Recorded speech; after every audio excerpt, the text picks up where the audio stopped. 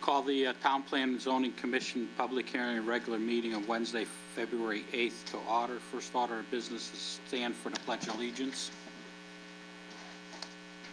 Pledge allegiance to the flag of the United States of America, to the republic for which it stands, one nation, under God, indivisible, with liberty and justice for all. Have the secretary read the roll. Chairman Aida. Here. Commissioner Miller. Here. Commissioner Claffey. Commissioner Minor. Here. Commissioner King. Here. Commissioner Sierra. Here. Commissioner Sobieski. Here. Commissioner Batalka. Commissioner Giangri. Town planner Minor had a death in the family. His wife's mother died, and so he's not here tonight. Mike will be sitting in and helping us through this meeting. So I'll call on him to any changes or approval of the agenda. No changes. Being none, the next item on the agenda is public participation. Anyone from the public wishing to speak in the commission, come forward, state your name and address for the record. And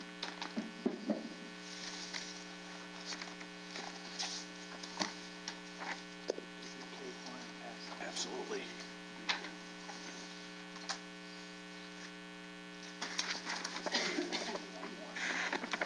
Stan.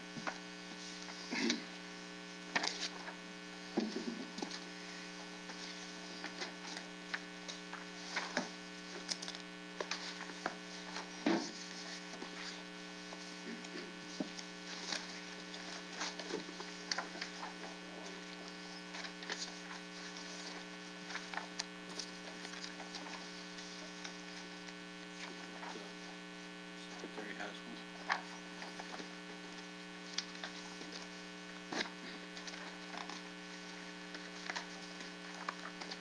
Okay, if you want to proceed. For the record, my name is Richard Hayes, 1471 Pleasant Valley Road, Manchester, Connecticut. I am one of the principals in Fen Road Associates LLC, which is the entity that holds the property at 14 Fen Road, where we have been working on a Starbucks for the past few months.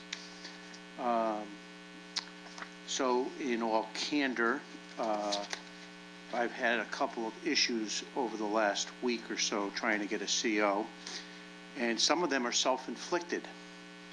The fact of the matter is that I poured a concrete patio, which you'll see in the second page of the handout that you just received.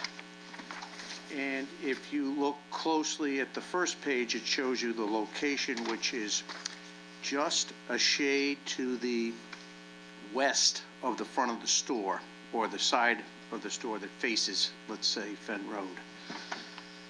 So that patio was designed, or was called out initially, to be pavers, and it was designed to have some storage underneath it for some water that would be recharged into the ground to comply with your lid regulations in town. So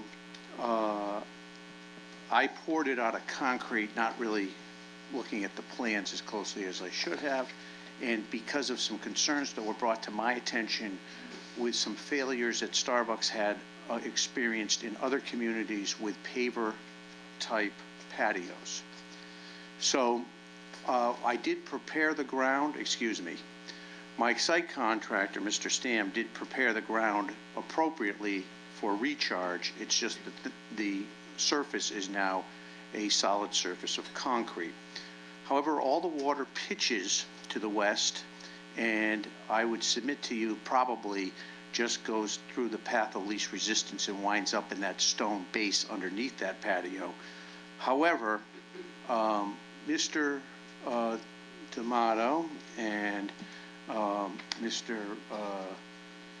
Chris, the town engineer, I can't think of his last name. Thank you, Greenlaw, had sent me, Mr. D'Amato sent me a letter and had done a walkthrough in order to get a CO down there. and called this issue out to my attention. At that time, my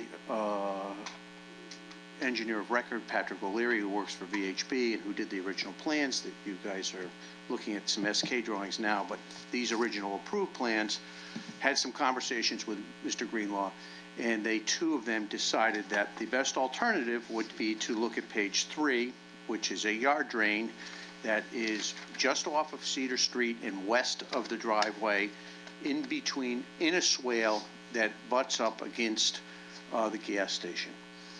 And they thought that if we raised that yard drain 4/10 or 5 inches, let's say, and then put some stone around it, that would suffice the LID requirements. So, of course, Patrick called me and told me, twisted my arm, because I thought I already met the LID requirements without the patio, but irrespective, I acquiesced and went down there and actually did it myself. So, fast forward, Mr. Greenlaw, and I was going to come to your last meeting to explain all of this to you, but I thought there was a resolution, and it didn't seem to come to fruition the way I thought it was going to. So, Patrick and Chris must have had some kind of a misunderstanding, and and Chris doesn't believe that that complies now. So, I posted a bond out of duress for that, and for, if you look at page 5, there's a island that separates the traffic right in and right out, coming in from Cedar Street and exiting onto Cedar Street. And that island was originally called out to be granite cobbles. And we paved it with a binder course of pavement of 2 inches in depth, actually 2.5 inches. And then I put a blacktop island in there temporarily in order to, essentially in order to just temporarily, until we put a finished coat of asphalt on it, to comply with the DOT requirements. So I want to make sure that this is kind of an important point that I've overlooked in the last week, but I want to discuss it this evening. All that land is not mine, where that island is. That's DOT land. And I posted a bond with the DOT for the work that that I'm required to do out there. And the DOT approached me last week because they feel that the buses tried to make the turn. So the buses that are servicing the Cedar Street or the Main Street area in town here, the center of town, come down Cedar and trying to make that turn, and it's a 30-foot radius, and they're not making it. So I spoke with Mr. Sanders, who subsequently sent Mr. Dunham out there to look at it, and everybody agrees that now they would like a mountable concrete island there, not dissimilar to what is over at the gas station's Fen Road entrance and exit, versus a granite cobble island. So I wanted to submit that to you tonight for your consideration. The DOT believes that I want to send it to you tonight for your consideration. I'd like you to please approve that. In regard to the other items, I'm not sure how to resolve the issue with Mr. Greenlaw in regard to this LID requirement.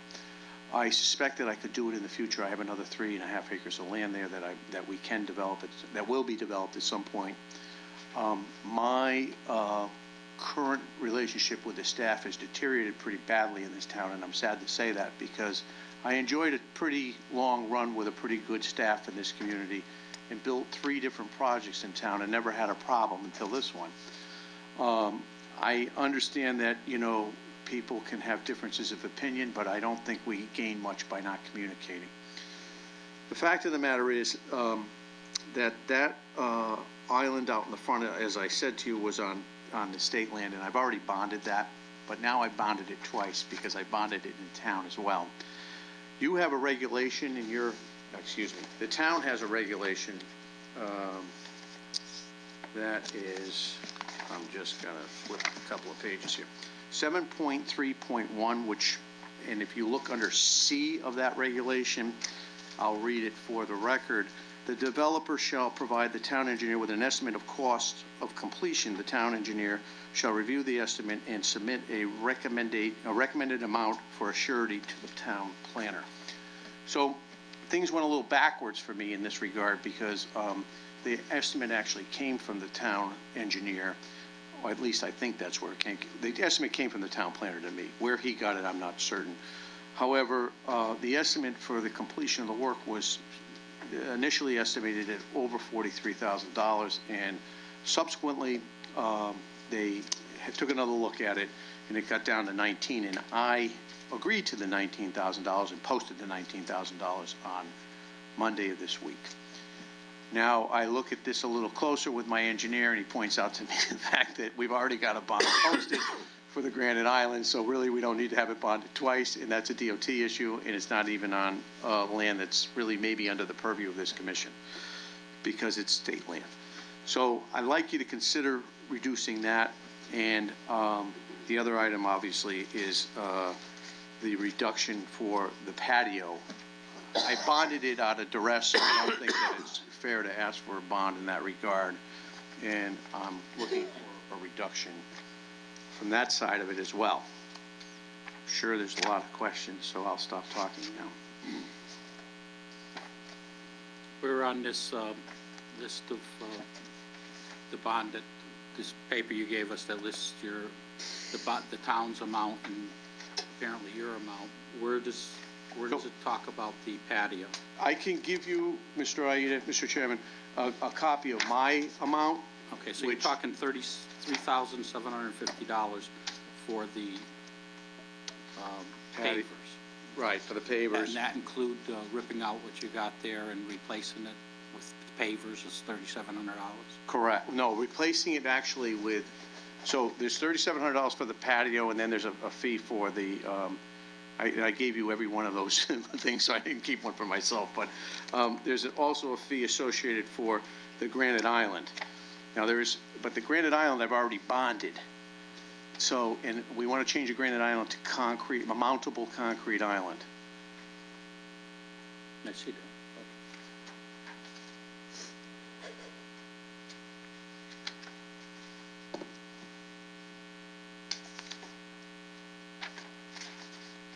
Chairman? Yes.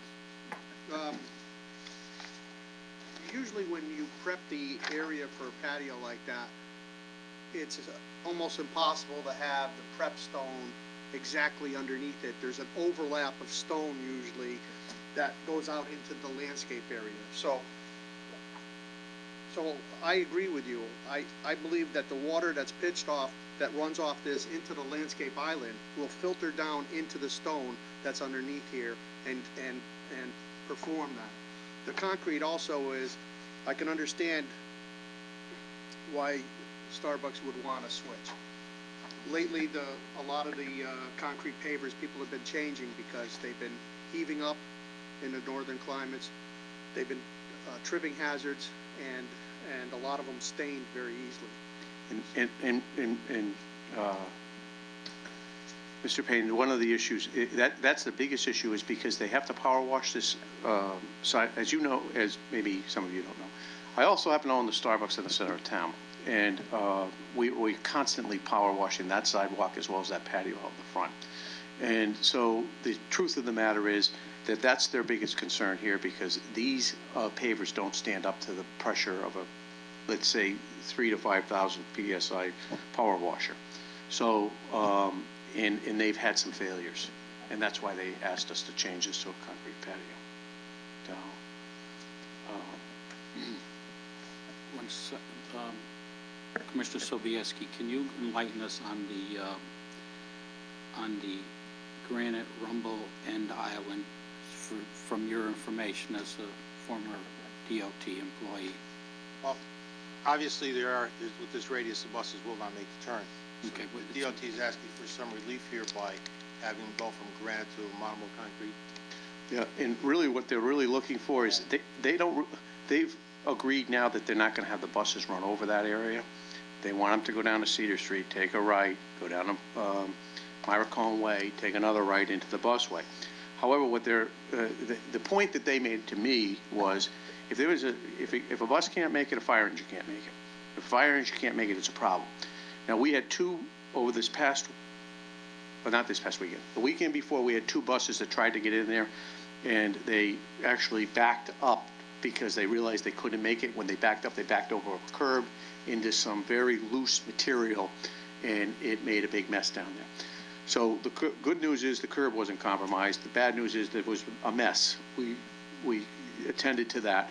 And the truth of the matter is that, you know, if you've got a bus backing out onto Cedar Street, it's not a good scene to begin with. So, so that's why I think they're really looking, because somebody else could make that same mistake, and it doesn't need to be necessarily a bus, fire engine, a truck of some sort. That's what I'm. Stanley, do you think that's unreasonable it's a No, request by the DOT apparently to change, because we had originally wanted a granite Radius island. is tight there. I'm not.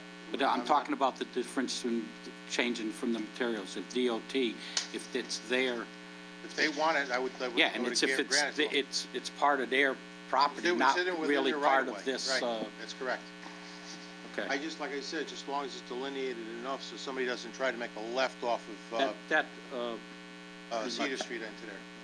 But I definitely agree that, you know, they want whatever they want to do within their right of way, as long as it's, you know, not a danger to anybody. Okay, so let's talk about the other issue. The other issue is the patio. Heard from Mr. Payne. Any other commissioners have any comments as to the Commissioner Sobieski? I frequent the one down at the Starbucks in the center of town, and I do know that they have to power wash it continuously, and I do realize that with the concrete pavers that are put in, the PSI hitting that concrete is eventually going to deteriorate, whereas a solid piece of won't. So I can see Mr. Hayes' issue. I can see Starbucks' issue on that. Again, it's a safety issue that, you know, we should look at. Commissioner Minor. The only thing that we've experienced with the pavers, the only way to try to slow it down from the heaving and thaw cycles experienced up here is by putting a polymer sand in. But by putting a polymer sand in, you're now making it an impervious surface. So you're doing the same thing as if it was concrete. Okay. Let me try to understand this issue that you have with the town engineer as far as the LID. You're saying that you had a conversation, or your engineer had a conversation with the town engineer, and you came to an agreement that he would overlook the amount of LID under the patio if you went and put this stone around this catch basin for this picture you sent us? That yard basin, you're correct. That's my understanding according to my engineer. And I know that I had a brief conversation with Mr. Greenlaw before, and that was an idea that he thought had some merit. Now, I didn't continue those conversations, my engineer did, and I know that my engineer, you know, used his best efforts to convince me just to do this in order to resolve this problem rather than to waste a lot of time. And I conceded and did exactly what he asked me to do. What happened from there, I can't speak to, because I don't know all the different dynamics of the conversation that ensued. But I know my engineer was very upset because he felt that he had an agreement, and then after your last meeting concluded, because that's when I was going to come here, I don't know what happened, but there was a breakdown.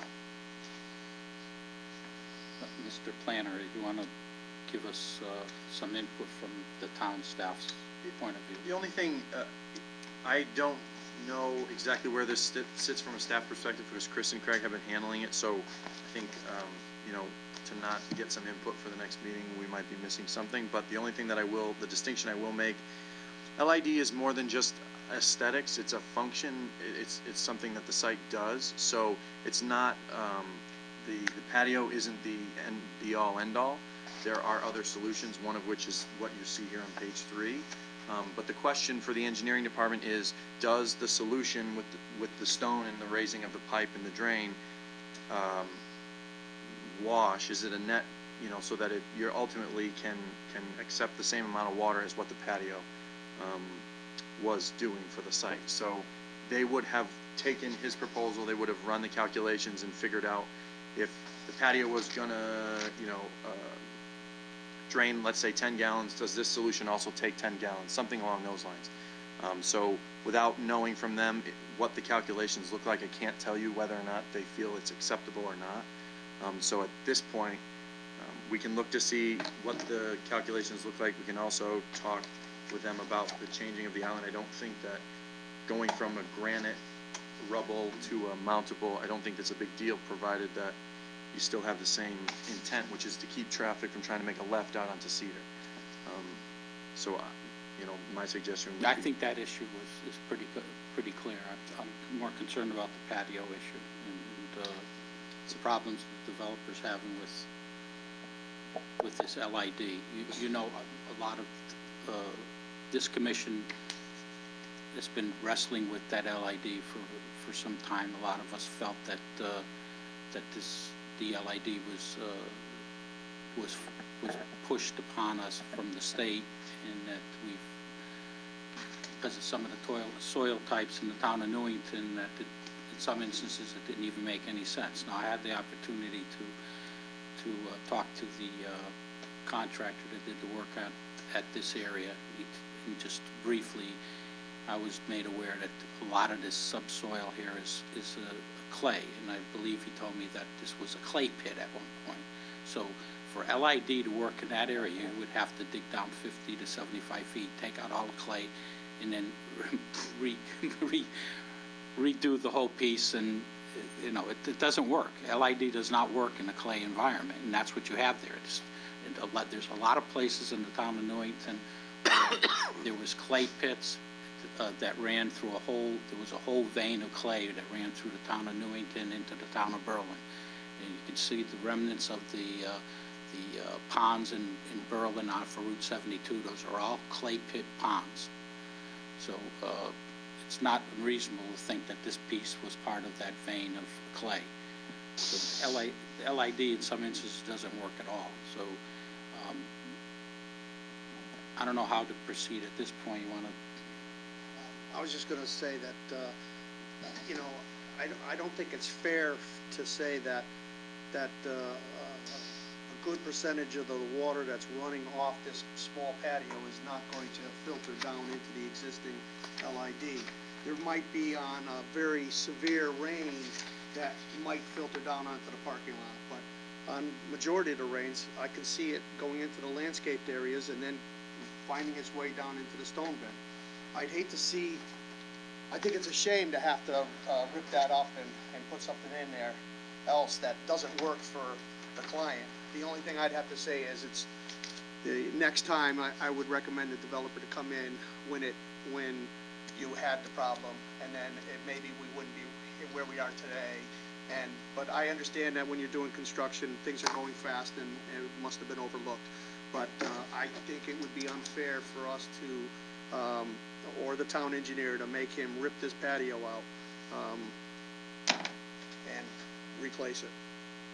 Mr. Chair, the only thing I'd like to just agree with Commissioner Payne, the issue, if this is pitched east to west, and just dimensionally I'm looking at it, looks 10 by 30? 10 by 25. Okay. Yes, sir. Off the top of my head. Right. So that area going into the area to the left, which is a landscape bed, is probably going to get more water penetration that way than that of putting a interlocking paver system in, that the water's only going to penetrate through the joints. Right. Is the net loss of what would penetrate there going to the landscape island versus staying on the patio going in? I just don't see. My engineer explains it as a hot tub full of water. That's what he explains it to me as, to give me a quantity, in other words. So, and we did provide, now that you asked me, Mr. Chairman, we did provide Mr. Greenwald with some, apparently some calculations as well. And I have an email, if you're interested in looking at it, that would kind of define the conversation that went back and forth between the two of them. But I'll leave that up to you if you want to see that. I'm happy to share it. Do you have any comments on this?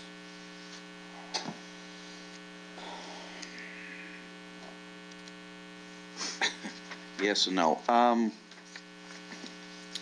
I like the no part. Yeah, I'm sure you do. Especially from me, Mr. Hayes, right?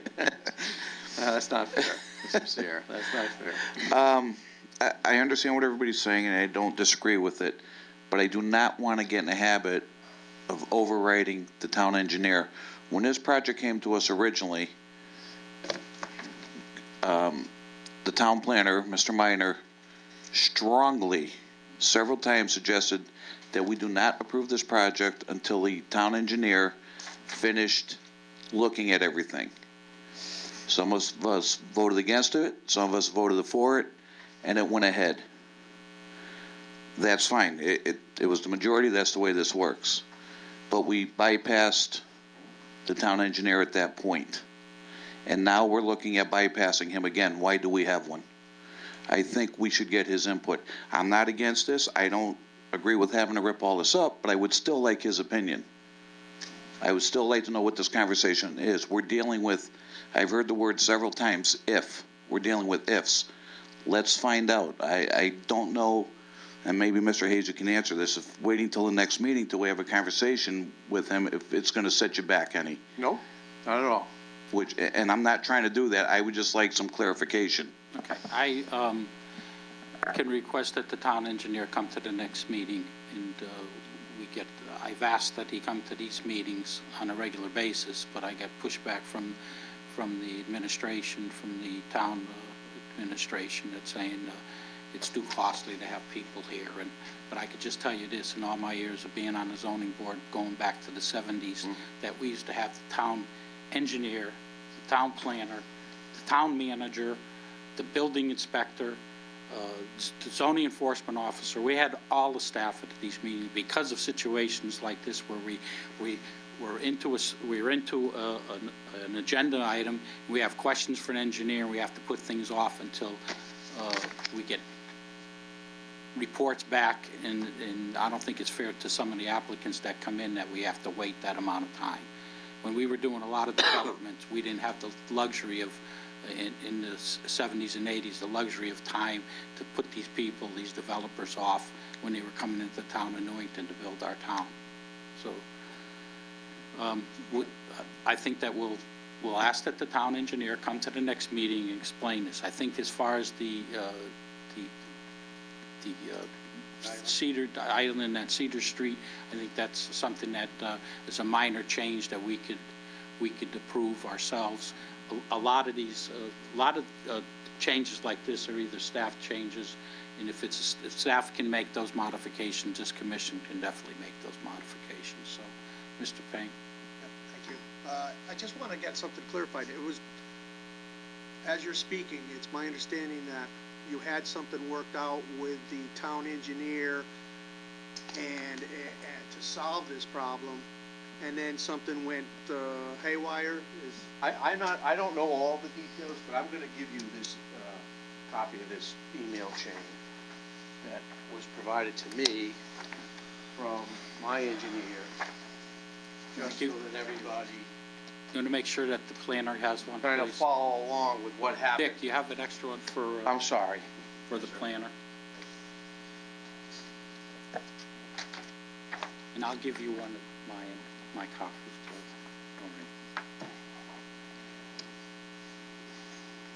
All right. Okay, not to belabor this, why don't we'll digest this? Yeah, I mean, we're way beyond what should be discussed in public participation. So why don't we take this? We'll have it at the next meeting. You're not in any duress with this. You've already posted the $19,000 bond. They're going to open up on Friday morning. Okay, so we're not holding up COs or anything? I believe that, no, I know that's all been issued, and I think that everybody's satisfied with the condition currently.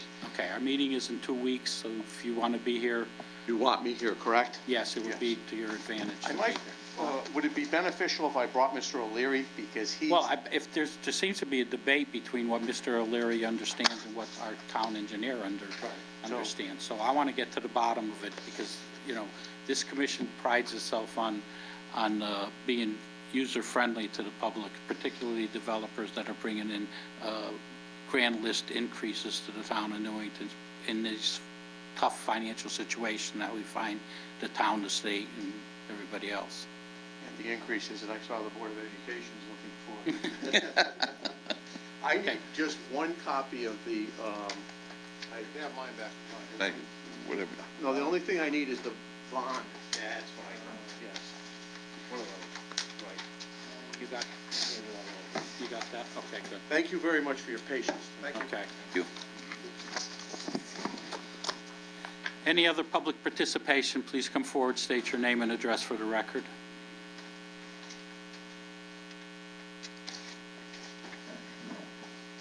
Rose Lyons, 46 Elton Drive.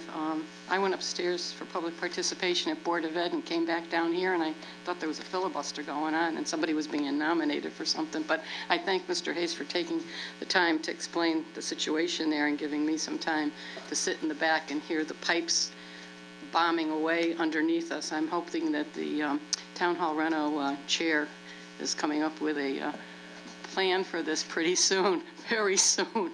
I just had to say so. Is anybody else hearing the noises coming from below? Okay. Thank you. Anyone else from the public wishing to come forward at this time? Come forward, state your name and address.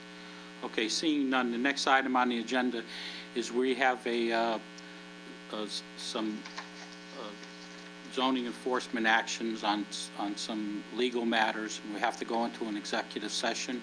It'll take us probably no more than 5 or 10 minutes, and we'd like a motion to adjourn this meeting and go into an executive session. Make a motion to adjourn and go into executive session. Second? Yep. Second made. Any comments? All in favor? Aye. Opposed? Just the commission with the town planner, the zoning enforcement officer. There's no, the attorneys are not here.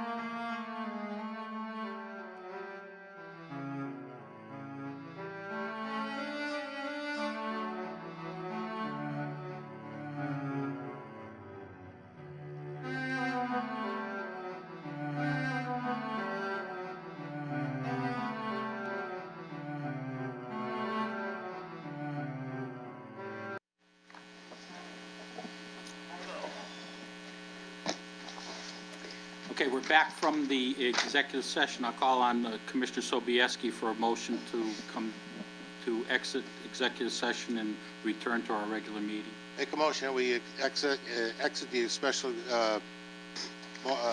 Executive session. executive session, go back to our regular session. Second. Motion made and second. All in favor? Aye. Opposed? Okay. Next item on the agenda, remark by commissioners. Any commissioner remarks at this time? Anything to bring before the commission? Here. Commissioner Sobieski. Yeah, just for a minute on Rich Hayes' thing. You know, with anything that's within the DOT right away, if they want to make some changes, I don't think the town has got too much to say about it. And that's my point that I was saying. Yeah. I don't Well, I heard believe, you. I don't believe that he should have had to post a bond on that. That was my only concern. Okay, maybe I think misunderstood we'll it. get to the bottom of that Right, the no, next but I'm meeting just when we saying that have the town We have to engineer. keep that, we have to be cognizant of that from any time. Thank you. Okay. Okay, zoning enforcement officers report.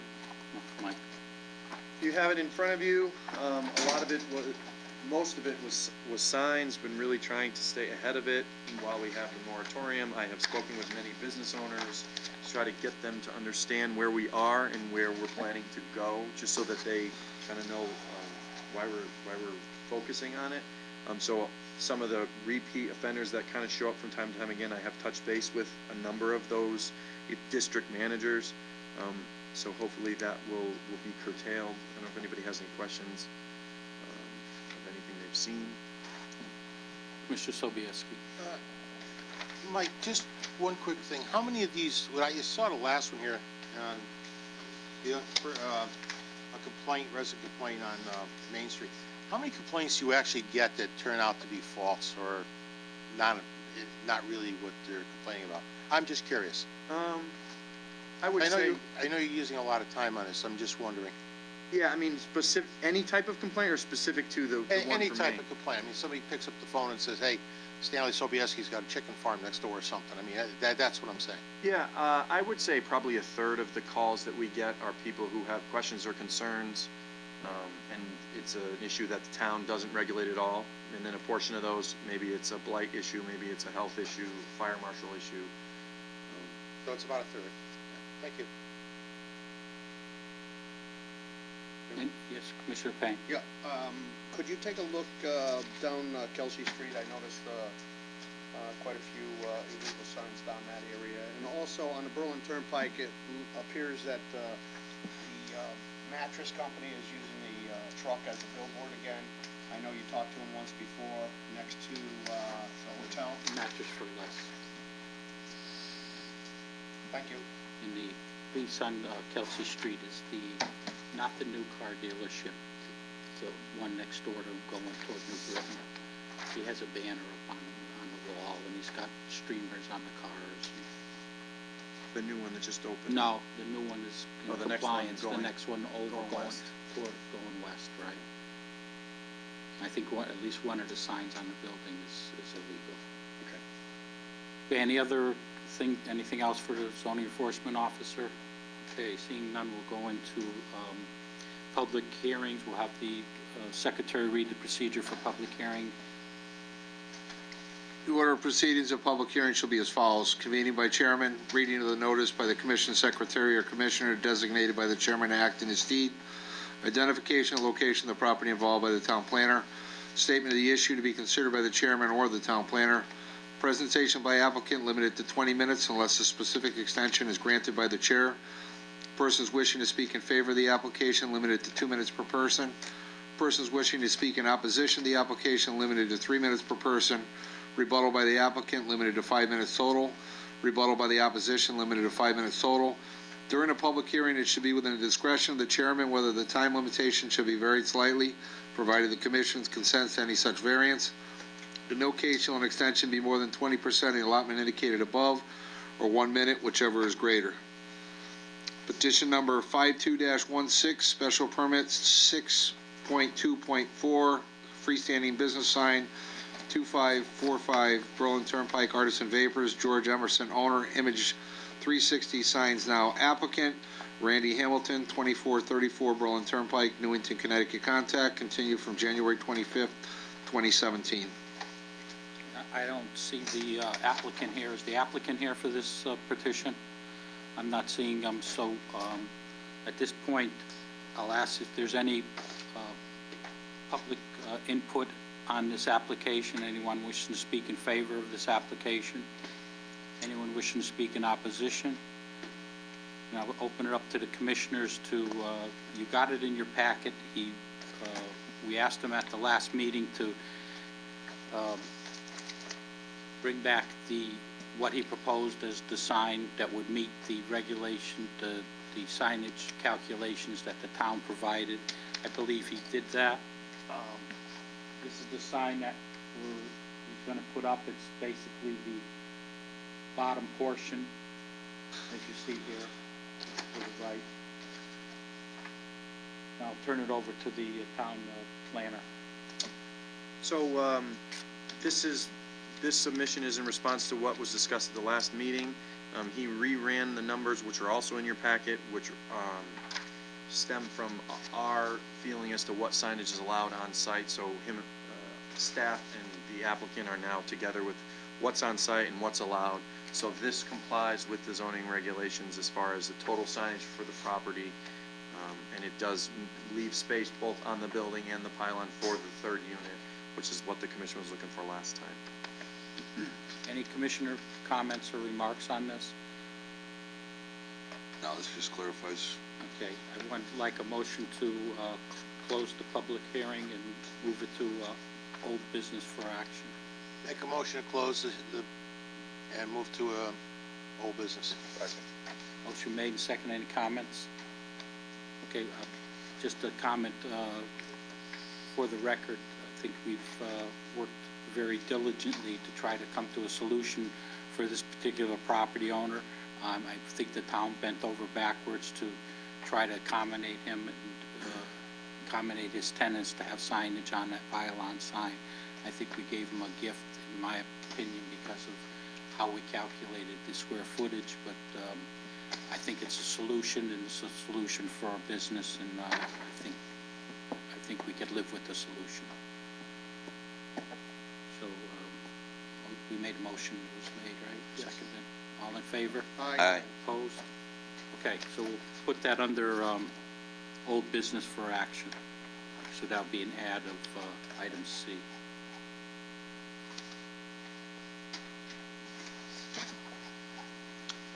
Okay, petition number 03-17, special permit 6.2.9 daycare at 312 and 320 Alumni Road, Ronley and Seema Mavuakal.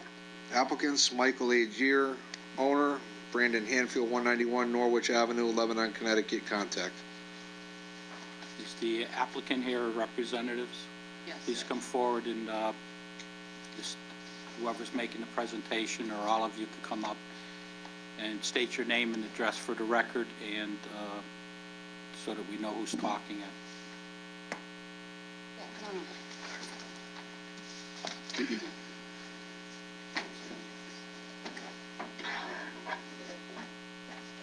Great, yeah. Okay, go ahead.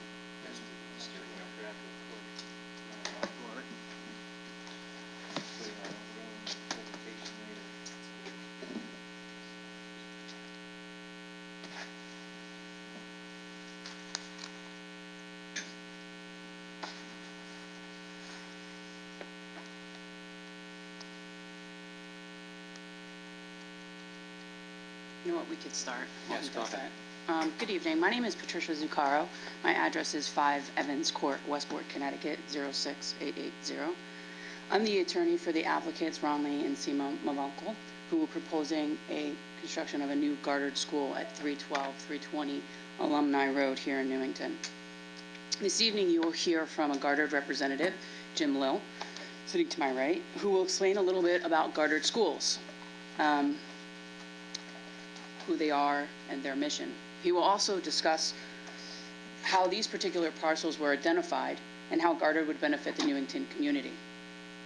You will also hear from Brandon Hanfield, our engineer, who will provide greater details regarding the design of the parcels and the buildings, which currently comply with the criteria set forth in the town of Newington zoning regulations. I don't want to interrupt you, but would you please, at this portion of the meeting, just address the special exception portion? Any design or any site work, you're on again under new business, so we would bring up all the site plan and architectural and the engineering and all of that under that portion. But we'd like you to specifically give us information as to why you think this should get a special permit. There's actually a checklist in the regulations I'm sure you're aware of. Sure, the 5.2. Yeah, and if you could go through those items and give us an understanding of, a brief understanding of we're pretty well aware of what this is, but overview of that and go through the checklist, and that would suffice for the special permit, and then we would get into all the site plan and the architecturals under the next section. So we try to keep it separated. Yes. Sorry to interrupt. I just want to point out there's a typo on this petition 0317. It says special permit section 6.2.9 daycare. There is no 6.2.9.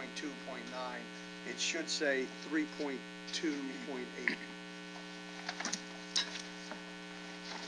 Thank you.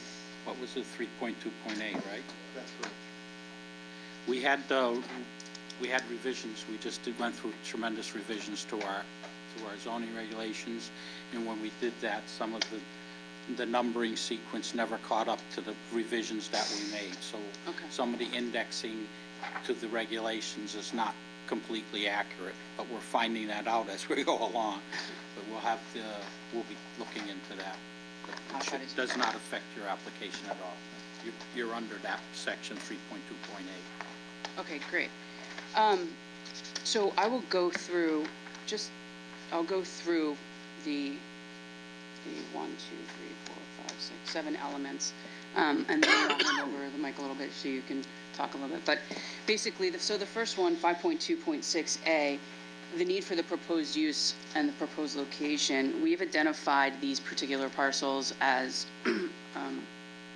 having a need as being suitable for the town of Newington and having a need in this area. So we've found these properties and selected them to be suitable for environments for our proposed use. Item 2 is the existing probable future character of the neighborhood. Our proposed use is consistent with the neighborhood as it exists currently. There's commercial, industrial, and public education uses in this particular area of Newington. So this would be in harmony with what's already existing in the area. The third one is the size, type, and location of the main building and its accessories. The Goddard School, the way we've designed it, is suitable and it meets the requirements for a child daycare facility. And it has ancillary and recreational and educational amenities that will be placed away from public roadways with fenced-in areas. We'll have proper fencing, landscaping as well, which will blend in with its surrounding and provide and will actually meet the requirements of a child daycare facility. As far as parking and traffic circulation, we have designed this to have efficient movement throughout the spaces so that you come in through Alumni Road and you will also exit on Alumni Road. There'll be sufficient space within the parking area for traffic to come in and out and should really have no impact onto Alumni Road in general. The availability of public water and sewer. The way that we've designed, there's plenty of public sewer and water available on Alumni Road. Hang on just a sec, we have to change the tape. We want to make sure we get everything. All right. Okay, thank you. We were talking about public water and sewer. There's availability to hook up onto the Alumni Road. So because of our frontage on that road, we'll be able to easily access public sewer and water from that area. The location and type of our design signs, lighting, and landscaping. We have gone through the landscaping plan or required from the town, and Goddard itself has their own landscaping. And we believe that the way that we've positioned the landscaping and we've put our signage, it will be in conformity with the town of Newington zoning. We'll only have 2 signs, one towards the front of the building and one on the building itself, just to identify them. They'll be consistent with existing signage in that area. Are you part of this application, you asking for approval of signage, or are you coming back for signage? I believe that we're coming back for signage, but if we could, if we could get comments on it too at the same time, would be great. Okay, go ahead. Thank you. And the safeguards regarding protecting adjacent properties. Again, our landscaping, we've designed it so that, that there's sufficient landscaping and fenced-in areas for recreational use in the back. So that will help protect view sheds from our adjacent properties. Okay. Do you want to just give us a real brief overview, and then we'll end this portion? And we could stay right where we are, and we'll go into the new business portion. Okay. Got anything else you want to add at this point? Yeah, I mean, would you like to hear a little bit about Goddard Schools? And Yeah. Yeah, I think that... We're pretty well aware of what they do, but you you are? give us an overview, it would Sure. be good. Good evening. My name is Jim Lill, Lill. I am the Director of Site Development and Construction for Goddard Systems. The Goddard Schools, the first one opened in 1988, so we're about to celebrate our 30-year anniversary. Currently have 462 schools in 35 different states. Our services, our system is childcare for 6 weeks to 6 years old. The families, the community need is typically for dual income families that need to have the child care during working hours, so for that need. We're very heavy emphasis on education. We have an education program that includes STEAM, science, technology, engineering, arts, and mathematics. Some really great programs for 3-4-year-old children that are doing chess programs and engineering projects and things of that nature. Every single one of our schools is owner operated. I would probably ask Mr. and Mrs. Bavumkel if there's any questions about why they picked that particular site, why that particular location. This is their business. This is a small business endeavor on their part. This is something that they're going to do for the next 15 years, maybe 20, maybe beyond. But I just did want to emphasize that this is a business that the Bavumkels will own, operate, and have as their investment for years to come. Okay, very good. Anything else you want to add at this point? No? No. Okay, so we'll, if you just take your seat, we'll ask for public comment, and then you can come back up after we go through the approval of minutes. We'll bring you back up for the new business portion of the site plan. Is there anyone from the public wishing to speak in favor of this application? Please come forward, state your name and address for the record. Is there anyone in opposition to this application? Please come forward, state your name and address for the record. Okay, seeing none, how do you want to proceed? I think we could close the public hearing. Okay. Got a motion? Want to make that in the form of I a move motion? that we close petition 0317, special permit, section 3.2.8, daycare at 312 and 320 Alumni Road. Second. Motion made and second. Any comments, questions? All in favor? Aye. Opposed? Okay, we'll put this on the agenda for action at our next meeting. So that will be put on for old business. Okay, next item on the agenda is the approval of minutes, regular meeting, January 11th and January 25th. Motion, Make a motion to approve. second. I'll second it. Any changes or comments from the commissioners? All in favor? Aye. Opposed? Okay, if you come back up under new business petition 0217, you want to read that for us, Mr. Secretary? Petition number 02-17, site plan approval, commercial daycare at 312 and 320 Alumni Road, Ronley and Seema Mavunkel. Applicants, Michael A. Gear, owner, Brandon Hanfield, 191 Norwich Avenue, Lebanon, Connecticut. Contact. Okay, so you can make a presentation as far as the site plan to the commission. Just for the record, I'll state my name. It's Patricia Zuccaro, 5 Evans Court, Westport, Connecticut, 06880. Okay, and for the record, Brandon Hanfield with the Annick River Consultants, professional engineer licensed in the state of Connecticut, representing the applicant. I think everybody seems to be pretty familiar with the location of the site and where we are in town, so I'll kind of skip right over to the existing conditions of the site to make sure everybody's aware of what the actual site looks like. So all of the presentation slides are actually the plans that were submitted, just with either aerial photography or colors added to help in reviewing it tonight. So what you have here is a copy of the survey that has the 2012 aerial. The site itself is outlined in orange, and it's actually 2 parcels that were originally created as part of a subdivision. Lot 1, or Lot 2, excuse me, is to the left of the screen, or to the west is 1.21 acres. Lot 3A at 320 Alumni Road is to the right and is 0.61 acres. So as part of this project, what we are proposing to do is combine those 2 lots into one with a total acreage of 1.82 acres.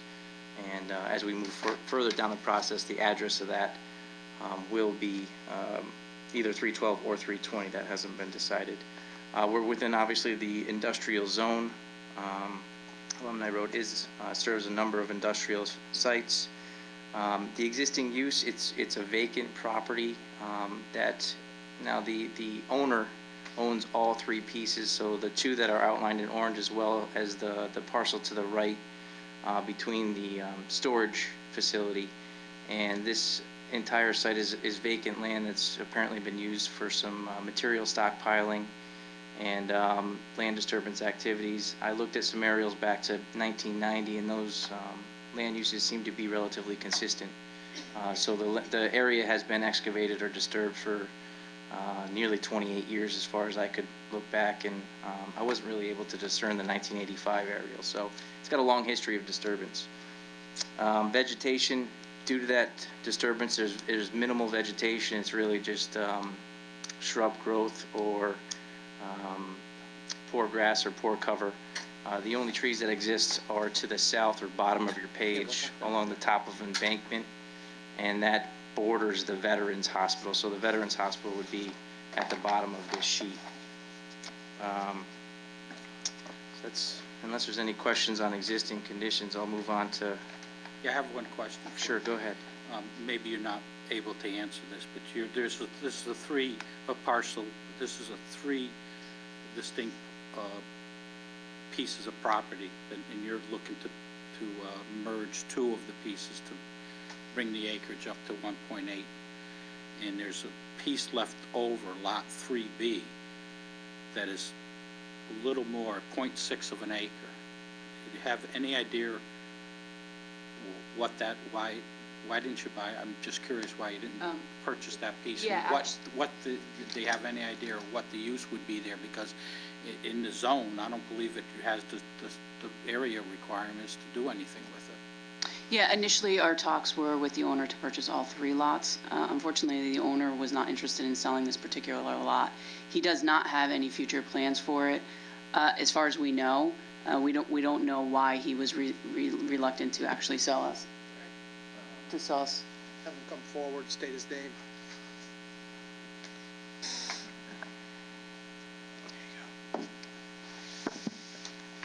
My name is Ronley Mavunkel. Live at 128 Thornton Drive in Newington, Connecticut. So I was speaking to the owner earlier this week, and he did offer to sell that, was it 0.6 of an acre? 0.6 of an acre, right. But after working with our builder and an engineer, we decided that we don't need that 0.6 parcel of land. I guess what he was going to do was sell it to someone else, but they were stalling, so he did offer it to us this week. So I told him we weren't interested at this time to purchase it since we already had our plans drawn. Yeah. Mr. Chairman, Yeah, go ahead. could we get a report from the staff? Is that still a legal lot? Because it's smaller than the frontage, and, I mean, what's the frontage on it? And it should be at least a minimum 1 acre lot. Yeah, this whole property, or all the parcels headed towards Willard were all developed under an old subdivision, so it's an existing subdivision lot from many, many years ago. It was owned by a couple of different people before Mr. Gear purchased it, and it was developed, it was moved all the way through, and it stopped at the asphalt maintenance building, which is here, but they are existing in old subdivision lots. So there are lots of record, yeah, they don't meet the current standards, but they're grandfathered. Okay, thank you. But that particular piece, that's 0.6 acre does not meet the current zone. It doesn't. You say the grandfathered how? Because it was a pre-existing lot under an approved subdivision for many years ago. So the owner can still develop the lot under the use standards that we have today. Because he had it situated as a separate lot before we had the current size requirement. Okay. I'm just concerned that I don't want to see this particular little piece of property turn into a place for him to store construction equipment or anything of that sort, or stockpile material. I only see the only two, You can't use it for anything legally right now. No. And the only people that I see that this piece of property is worth anything is the applicant here or the Newington Storage LLC. We'll have to wait and see. I'm just concerned. I just don't want to see this piece turn into something when it's going to be between two nice businesses. Yeah, I mean, initially we were concerned as well. That's why we offered to purchase all 3 lots in the beginning. Right. But it wasn't on the table, unfortunately. So, I mean, it is what it is. And now he's looking to sell, but at this point we don't need it in our development. It was Right. just nice to have so that we could actually protect the property for the exact same reason, so that we wouldn't have some ugly looking building coming next door. But it seems likely that they won't even be able to build, since just hearing what the planner had to say. Well, he's saying that this particular lot is grandfathered, so he would be able to do it, but I don't know under what regulation he'd be able to do it. Yeah, it depends on, I don't know how big the lot is, what you could actually physically get on the site, but legally, they could do anything that would be allowed in the industrial zone. They'd have to come here and do it, Right. develop it through the proper channels, but, anything else that we would allow in the industrial zone could go on that lot, provided they could meet the setback requirements, side yard, front yard, impervious coverage, all that stuff. Because our regulations, the way they stand now, you need at least 1 acre in industrial zone. So we'll just keep an eye on it. Thank you. Okay, go ahead. Sorry. No problem. Okay, so jumping over to proposed conditions, part of this sheet included a context map, and it's a good point to talk about the access to the site. So Alumni Road intersects with Willard Avenue, which is Route 173, about a quarter mile from the site. And where we're proposing, we're pretty close to the gate that blocks through access along Alumni Road. So there's a turnaround shown here on your screen, and then the gate would be between the cul-de-sacs in the top left of the page. So really all traffic to this site will be served from that existing, it's a signalized intersection traffic. We don't believe will be an issue at all in terms of coming onto the site or accessing the site or exiting the site and getting back out towards Willard Avenue. As you get onto the site, and I'll just kind of zoom in here so it's a little more expanded for you. So as you get on the site, we have a single entrance drive that's 28 feet wide, single in, single out. Part of our comment, addressing part of the comments from the engineering department, we went from 2 entrances down to 1, and provide internal circulation from that existing entrance. So as you come onto the site to the west, you can circulate through the site through two-way 24-foot wide access drives, and that serves 53 parking spaces. So that meets your zoning requirements, and what I can say is that it exceeds what Goddard typically would install on their facilities which range from anywhere from 35 to up to 45 parking spaces, depending on the size of the building. So we do believe the parking area will be sufficient for their use. There are also 3 handicapped accessible spaces that are located right at the front of the building, each with access to a ramp that meets ADA requirements and allows access to the building. Pedestrian access from all parking spaces will be provided through an 11-foot wide concrete sidewalk along the front of the building. And in addition, we have 6-foot wide concrete sidewalks that ring the building all the way around. And that sidewalk, while it's not generally accessible from the parking area as it's fenced in, does serve all of the access doors for each of the playrooms and the interior of the building. We also show in light green to the left and to the right of the building, or east and west. Those are the recreation areas for the Goddard School. So on the left, it's a little smaller. That would be your toddler and infant play area with the playscape that's centrally located and close to the access doors. To the right of the building, or the east, would be the preschool age children recreation area. And they also have a playscape to the rear of the building in this case. That entire recreation area is encompassed by a 6-foot high vinyl fence that's semi-private. So it's got slats that are spaced slightly apart to allow light through but obstruct the view. And internally, the spaces are separated by a 4-foot high vinyl semi-privacy fence. I think that about covers site layout and internal circulation. No questions, I'll just kind of touch on the grading and utilities. So as we discussed before, the existing site has been excavated. There is a pretty steep cut embankment next to the veteran hospital. We tried to kind of blend into that as much as we could, but a lot of the original soils has been removed, and I don't know when. So we're trying to balance the site as much as possible while knowing we're bringing on paving materials, good gravels for the bases, as well as the topsoil for the recreation areas. So the general patterns and drainage patterns are maintained, where flow will go from the veterans' property to the south in a northeasterly direction to Alumni Road to an existing collection system. Drainage on the site has been designed in accordance with the stormwater management requirements and the LID manual.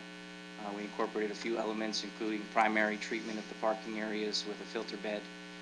Regardless of the poor soils, I think it will be a benefit.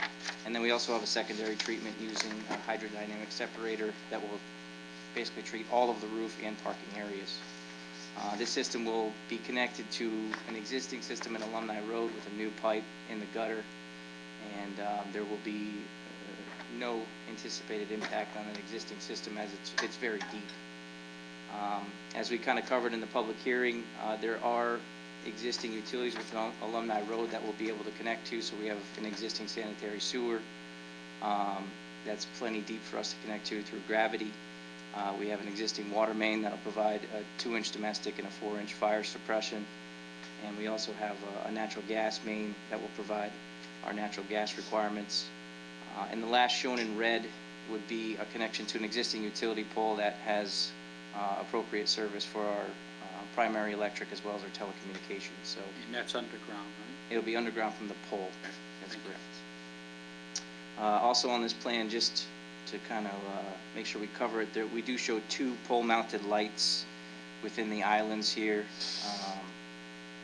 So it's shown here and the secondary electric between them. Those 2 pole-mounted lights will be less than 17 feet high in accordance with your regulations, and they'll be full cutoff fixtures to make sure there's no creep or glare on adjacent properties or the road.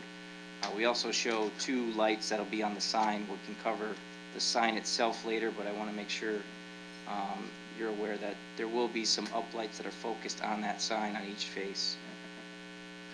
You're showing the location. We'll approve the location, but we won't approve the actual sign until you bring it in. Understood. You want to go into the next page, is the planting plan? Absolutely. So it's a pretty extensive planting plan that was prepared by Don Straight of Land Design Studios. And we kind of went back and forth in terms of the layout and how it would work with the LID, as well as the need to provide a nice appearance from Alumni Road. So what you have here are a number of perimeter plantings and mulch beds around the parking area, as well as within the internal islands around each light pole. And as you get to the, I guess, top left of the green area, that's where the LID measures will be installed. So what we have there is a depression. Water will sheet flow off the parking area directly into that depression over vegetated areas, mulch and grass, and before it gets to the filter bed where it will be allowed to infiltrate. So that depression is ringed by native plants, street trees along the edge of the parking to create a vertical feature. And we also pick plants that not only Goddard allows, because they don't want any harmful plants to children on their facility, but they're also native to Connecticut and can be salt tolerant because they do border the parking area. So I did run the calculations, and the basically all of the islands at the corners of the parking area, as well as the two internal islands, provide 15% landscape area for your total parking. So we do meet the 10% requirement. Any other questions regarding Do landscaping? you have any architectural elevations I do. of the, particularly the north? But if you have them all, we'd like to see them. And we'd like to have an understanding of what the construction materials that you're using. Absolutely. And if colors, and so just to give us an idea what this is going to look like from the street. I'll skip right to, this is the architectural plan that was submitted by John Wicko, the architect. Mm-hmm. So this is basically a prototypical elevation prepared for this site, looking at it from Alumni Road. So you'll see the front feature, the sign above the front entrance, which that roof is a little proud of the building. The total building height's about 28 feet, so this dimension here is 28 feet, and then above that is 4 feet of vinyl fencing, and that screens any roof-mounted mechanicals. So all the mechanicals will be screened from public view. And just what we did is we took a photograph of a similar building to make it easy to envision what it would actually look like in terms of the color. So you have a brick facade on the entrance area, and then you have kind of a base colored siding that goes around the facility with asphalt shingles, architectural style asphalt shingles. Is that the color scheme that is typical of your, is that the color scheme you're going with? That we're gonna get pretty close to that color Okay. scheme. Yeah, that's fine. So it Okay. gives us an idea of what it's going to look like. Yeah. Okay, that's good. Excellent. What do you have the elevations, the other sides, or the other side's all vinyl siding? So here this is the full elevation package. I believe they're all vinyl sided except for that main entrance facade. Okay. And you can see the dormers as well, so Yep. it gives a little vertical feature. Good. Very nice. Any questions from the commissioners on the architecturals? No? Okay. Anything else? There's no further Okay, questions. I'll turn it over to the town planner and get his input from the staff's perspective. So Craig has a report which is in your packet, but we have since received a second set of plans. So there, we looked at them quickly. So just to note, the engineering department has worked with Brandon, and essentially all the comments are satisfied. They're at the point where they feel comfortable and they don't have any outstanding issues. On our side, both Craig and I have looked at the plan and we've met with Brandon. And most of our comments have been addressed. We have a couple of outlying things that he just needs to show us, but no actual changes. So there's nothing at this point in time that we feel needs to be done prior to any particular action. What's your time period? What's your time schedule? Well, we're going to try to move as quickly as possible, pending these approvals, and then we'll move forward with the building permit. We don't really have anything that's hindering us except for getting the necessary approvals and making sure that we're... The only other thing I will note, we talked about the parcels. So you'll see that the property lines will go right down the middle of the building. What we have worked out with them is that and it'll be part of this approval, is that prior to the issuance of a building permit, they have to submit to the town that they've combined the parcels. For the logistics of the sale, they can't do it ahead of time, but, so we're comfortable with that. Okay, they're talking about, how long it's gonna take Yeah, to. you don't see a problem us closing this now and discussing it in possible action at the next meeting in 2 weeks? No, it will not. Okay. We're trying to, you know, if people are under a lot of duress or under time restraints, we like to accommodate them, but if you could wait, it would be better for the For you guys, commission to be yes. able to digest some of this. Yeah, we appreciate it, thank you. Okay. We'll, Okay. This petition, you want to move this petition to old business for the next meeting, along with, Yeah, I'll make a motion that we move petition 0217, site plan approval for commercial daycare at 312 and 320 Alumni Road to old business for action next meeting. 2 weeks from now, we'll discuss it and go over what we heard tonight and possibly take action on it. would you like us to come back, just in case you have any questions? It's up to you. I think what was good about this application is that you worked closely with the staff in the engineering department, and you don't have a laundry list of stuff that's hanging over your heads. I mean, you've done a complete job. When I looked at these plans, I was really happy with the amount of work that you did and the work that you did with the staff, getting to the point where if all our applications were like this, we'd be very happy, because a lot of them come in and it takes a long period of time to get it to the point where we're satisfied, the engineer is satisfied, the town planner is satisfied, the zoning enforcement officer is satisfied. So thank you for working with our staff. Thank you. Okay. Good job, It's up to you. You come, if you want to come and hear the action and the thing. If the owner wants to come, he lives in town, so that's up to him. Okay. Thank you. Okay. Thank you. Okay, next item under new business is zoning text amendment signs, Newington TPZ applicant. We've got some information that the zoning enforcement officer put together for us. We asked them at the last time to give us some information from other towns about how they handle their temporary signs, and I'm going to have them go through it, give us an overview, and we'll talk about how we're going to proceed with this sign regulation. Okay, so we passed out for you an Excel spreadsheet, basically lists Newington and then surrounding towns, either ones that we had talked about at one of the previous meeting. We talked about Vernon. I included West Hartford, ones that have come up in discussion and hopefully are close enough by where people maybe have seen the towns and what they, the types of signs. So I've broken it down into a number of categories, obviously whether or not they allow them, and tried to align it with the sign regulation that we have or the direction that you guys are looking to go. So you'll see here whether they restrict specific locations, have permits, specific sizes, types, and then the section of the regulations. I didn't include their individual language. I do have it. We can go over that at a later date if you think that it's necessary.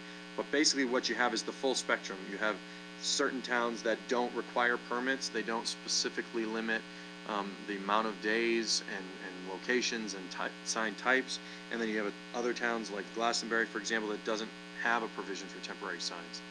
So you really have the full spectrum.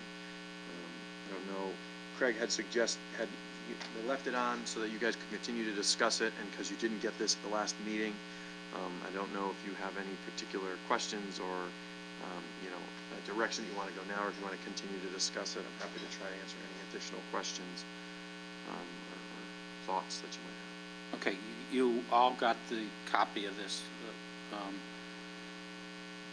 You could see that it runs from where we are in Newington to other towns and there's everything between us and in Glastonbury, which doesn't allow them at all.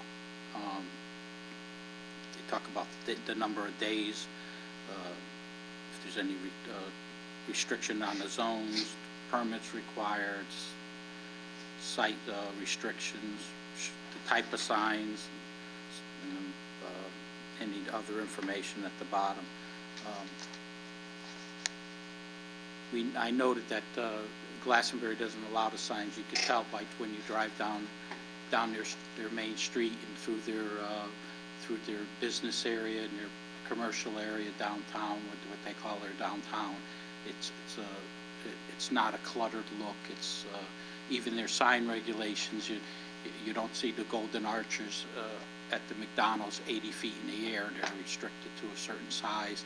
They're very strict with their signage and their regulations in Glastonbury, but it shows in the quality of the town.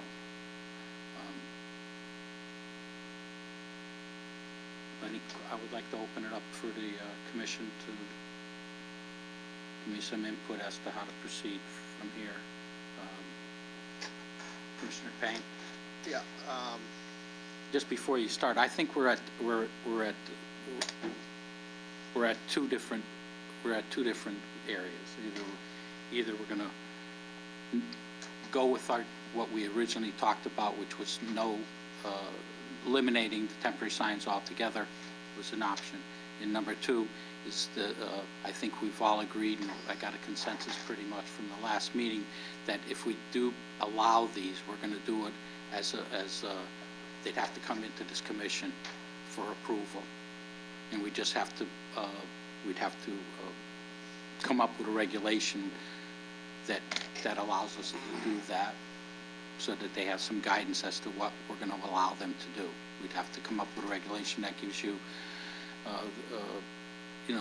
the location of the sign, the size of the sign, the material that they're going to be able to use, the amount of days, all of that stuff have to be in some type of regulation.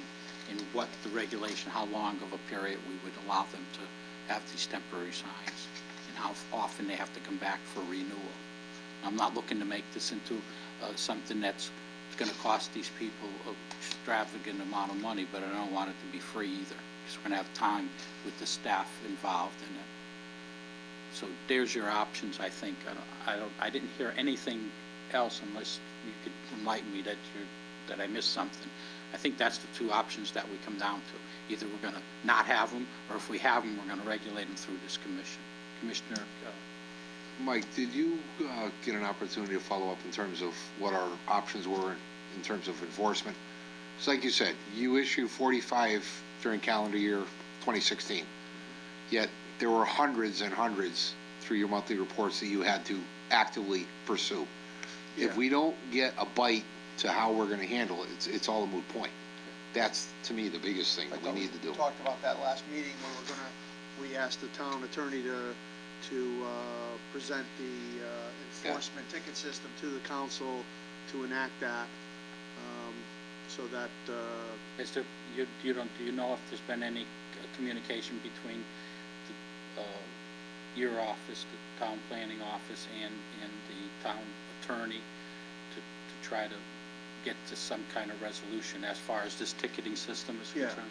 So Craig did send the information over to the town attorney to sort of get the process moving, to finish the process, because they had done some work a number of years ago. So in Craig's staff report for this petition, you'll see it says, "I've informed the town attorney about the motion that TPZ passed on January 25th, calling for progress to move forward with the zoning ticket concept." So I don't know that we've heard back anything yet as far as where that stands, but he did send it to him. The other thing that I will point out is that in the packet, Craig did amend section 6.2 to include what you talked about, which would require applicants to come to TPZ for permits. And so he did draft that amendment, and it's in your packets and it's up here. So if that's the direction that TPZ wants to go, the way that it's written now, it's permit for temporary ground signs advertising a sales event in any commercial zone may be approved by the Town Planning and Zoning Commission for a 4-month period and may be renewed for 1 or more additional 4-month periods. And it talks about A-frame or tent style signs and the prohibition of the wind waivers and all that other stuff. Does it give you the number of days? We're not giving them 4 months that they can put it out there 7 days a week for 4 months. Well, yeah, and so And I wasn't at the last meeting, so I don't know what the specific discussion was, but it looks to me Well, like the way. right now, we're at 25 days. There's been talk of going to 45 days. I think that's, So, I mean, as far as options, if you guys know the total number of days that you want, what we can do is we can amend this reg, and then we can start the formal process where we send it to CROG, and we have the public hearing, and we can make that, start that process for the next meeting, if you've come to that agreement. okay, well, I think we gotta determine we gotta give them some more information. We need them to bring in a site plan that shows the location. We have to know that they have to bring in a rendering of the drawing of the sign that they're gonna use. We have to tell them the number of days that we're gonna allow in a year and how they're gonna be able to break it up and how they're gonna be able to come to the commission and tell us what days they are. We're not gonna leave it for them to just arbitrarily put it out whenever they think that they need it. And the other thing is that these signs were my envision of these temporary signs were for special and specific events, like a sale or a grand opening, or we're doing this. It's not for them to just write the name of their store on the sign and stick it out in the right of way, because that's what we see.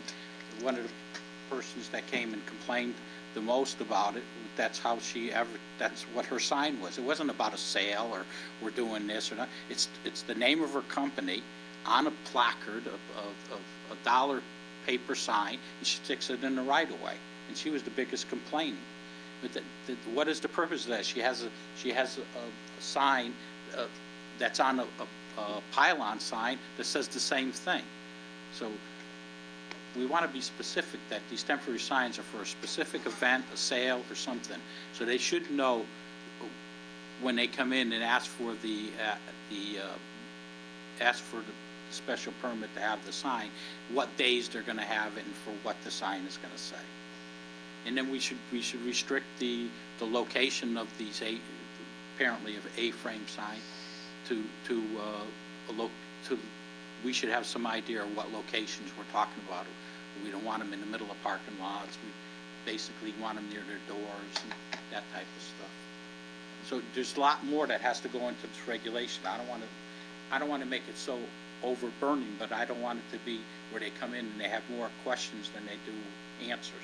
So how about we take what you just said and we incorporate it into something where, like on the other sections, you have the specific pieces that you want. Yeah, right, so it's A, B, C, and we can include all of this and maybe come back with another draft at the next meeting, and maybe that'll give you something to see where we're coming from. Yeah. And I think that this commission should give them an idea of how many days we're looking to allow them to have it for a year. If we're at 25 days now, this all came about because they thought that wasn't enough. They came back with 365 days. Huh? 10? What? 10 days? It's special event sales, right? But we're allowing it for a 4-month period, right? Well, the way that this is drafted, it allows for a 4-month period and maybe renewed for one or more additional 4-month periods. No. But Bobby. But, yeah. I think the 4 months is too long, but I was kind of just thinking out loud when you called on me, but I mean, at times of the year, Christmas times, there's certain times where they're going to have their Christmas sales, they're going to have things. So do we do 25 days and then allow them maybe another 20 days for special exceptions? Do we limit it to 25 days? I don't know. I'm not suggesting that. I'm just trying to think. I mean, we want to be business friendly too. We don't want them not to be able to do it. So I'm thinking with various holidays, is there something to make it more attractive for them also? Mr. Minor, then Commissioner Payne. Just real quick, is there any way to do it quarterly? To book their selected 10-day periods for each quarter? And make it 40 days for the year. For the year. So it'll be So we're an increase 10 of days, 15. 10 days a quarter. That's a good idea. Is that realistic? And then we're increasing it from 25 to 40. But there's got to be Commissioner Payne. enforcement with it. Yeah, Yeah. well, but this is not going to go forward unless we get the enforcement. I agree, the 4 months was way too long. I agree that the enforcement is a big issue. We gotta make sure that's on board. I think that when, the majority of the people file this and they realize that they can't put the sign next to the road or 50 feet from the road, or some cases even more, that they're gonna know that this little A-frame's not gonna serve them any purpose 60 feet back from the road. So in one respect, I just don't understand how this is, you know, gonna work for them. They should probably do other things to promote their business. Commissioner Minor. Stanley, right away off the curb line is what? Depends on the road you're in. Berlin, example, Berlin Turnpike as a Turnpike core. is at least 60, if not more.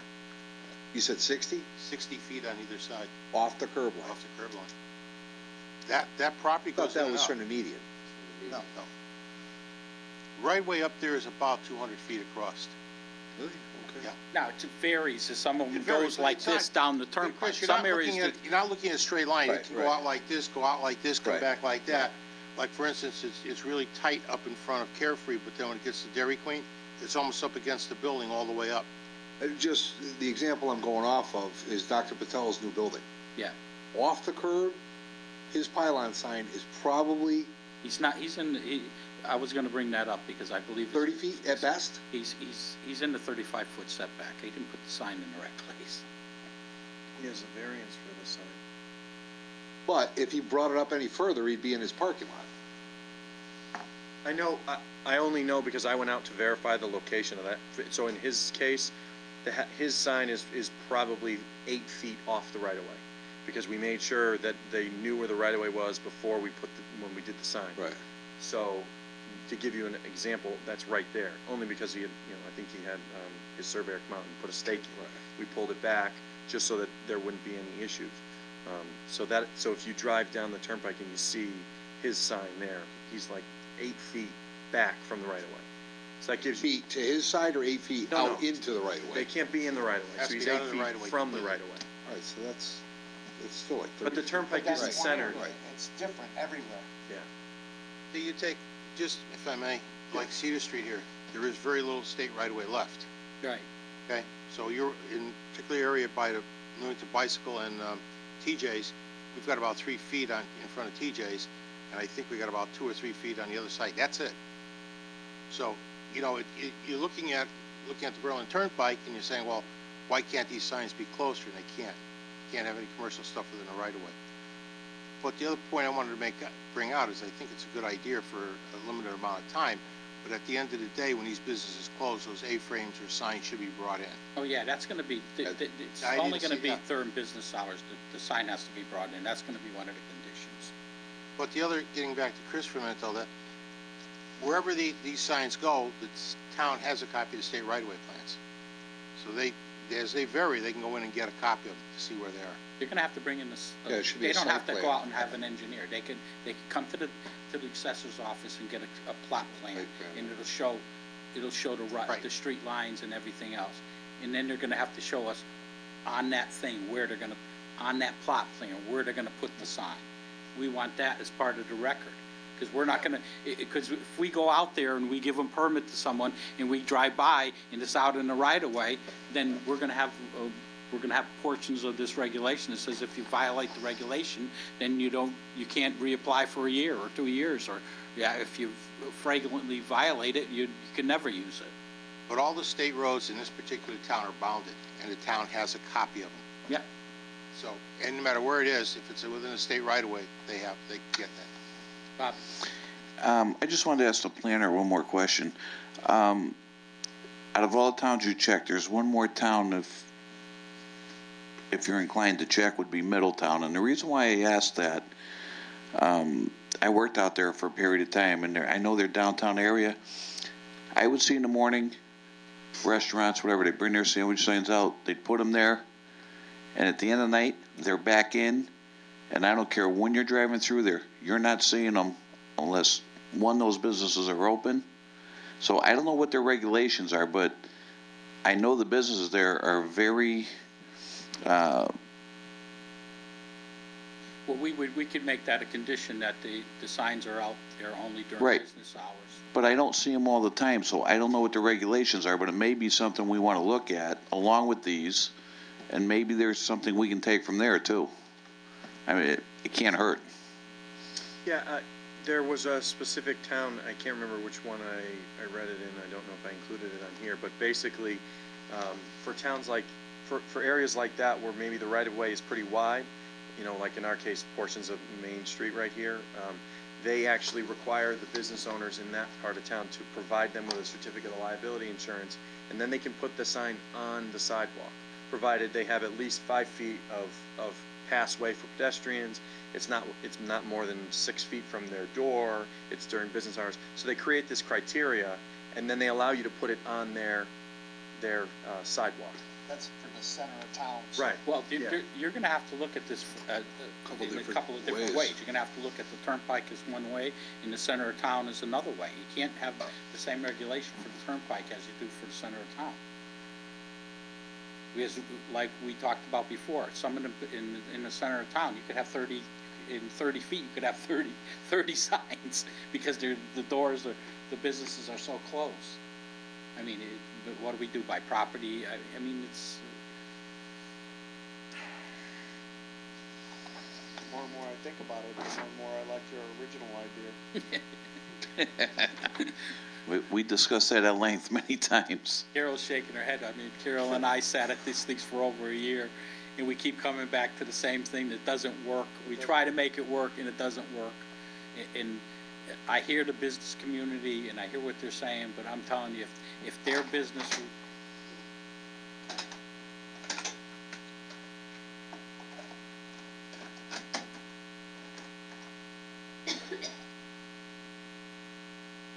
Okay, if their business success is up and down on the basis of these little signs, then they don't have much of a business. I mean, okay, they have special sales, I could understand it, but some of these people, I mean, they're just putting the name of their company out on there. And then most of them, you know which ones, they put out 50 signs all the way down the turnpike, big lots, or... The problem is, if, like I said, when you see that go up on the turnpike, I guarantee you go to Big Lots on Route 6, you go to Big Lots down on Route 5 in Wallingford, you will see the same thing. Because it's a marketing employee that comes out of their corporate, and they just execute it. So I did, just because it was on the plan, Big Lots was on the report for, a week or so ago. I was in town on a Saturday, I saw them, I grabbed all the signs. There were 7. I sent them 7 citations, so we sent them over $1,000 in fines. We got a call from the district manager, said exactly that. These come down from corporate, they tell us that this is what we're supposed to put out. We just had total staff change in the store, we had no idea. Didn't know. She said, but we've posted your notice in the break room so that all employees know, and, you know, we're gonna solve it. And I spoke with the district manager from Monroe Muffler, and he said he's up in New York, and he understands, and he's told everybody, and it won't be a problem again. And so they're getting there, but it's exactly that. Takes time. They get sent these signs, and they stick them out. I try to grab them so that they're not out and they don't multiply, people don't see them. But, you know, little by little, people are starting to understand, but it's exactly that. It comes from another... Yeah, and a statement you'll always hear is this new management. We just had a change. Okay, so let's try to narrow it down to what we're doing here. We're gonna get, we're still stuck before we could move forward with the enforcement, so... That's the key component. Okay, so we gotta get the town attorney in here, or through the council, or whatever. We have the 2 liaisons here. We need some help, Carol, Gail, on this issue with the council as to, you know, what we're going to do as far as enforcement, what we could do, if this ticketing system can be implemented, or if not, it's got to come from the council. It can't come from the zoning board.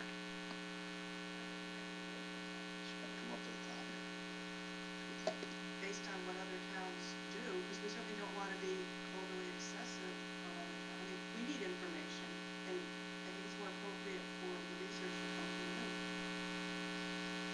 Mike, is there any way that maybe you could touch base with the CEOs from these different towns and specifically get what do they do in terms of violations? How do they handle it? Because I think that's the one commonality you're going to have in all of it. Yeah, I did speak with him. I mean, I know Weathersfield, I talked to them. West Hartford has a ticketing system. the ZEO along with the police department go out and issue a ticket to the person. They do it that way in case there's a situation where a business owner overreacts. In Vernon, they don't have a ticket system, but then they basically, they issue a citation. If you don't pay the citation, it gets filed on the land records and impacts anything that, someone would be doing a title search for. And correct me if I'm wrong, that could also affect building permits, correct? No, it will not affect. What, there is a process that affects the building permits. What's that process? So there's a statute that says that a town does not have to issue a building permit if a property is delinquent on taxes, but it's specifically taxes. So we could have fees, we could have bonds, we could have all this other stuff, but if the only thing we can hold up a building permit on is taxes.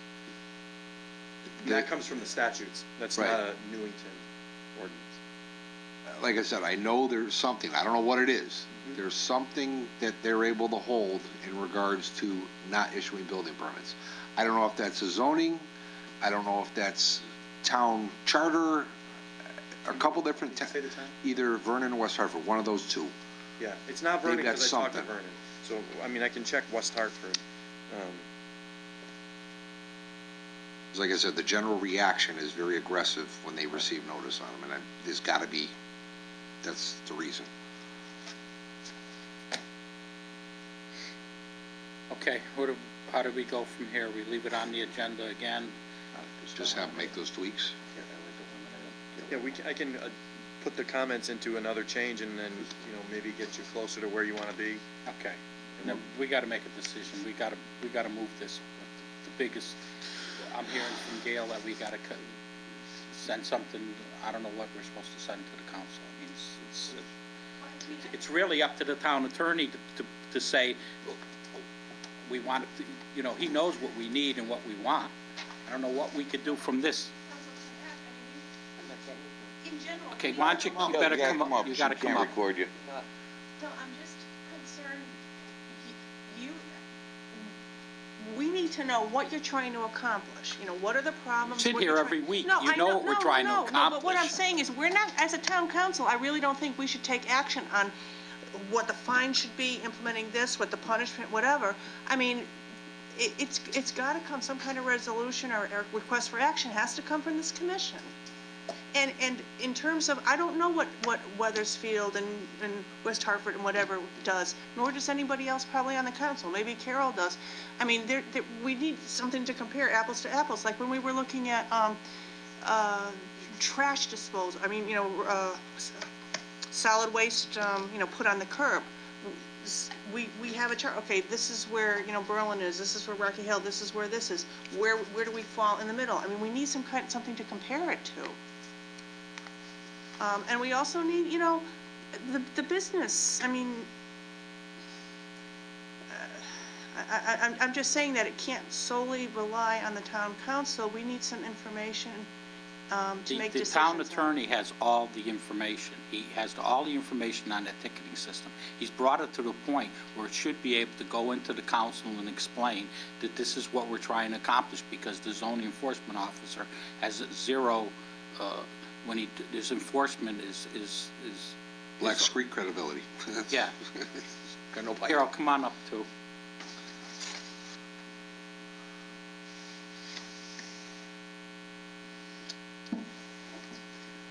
But if you're asking the town council to take action, but yet you haven't made a decision yet on whether it's going to be zero tolerance or not.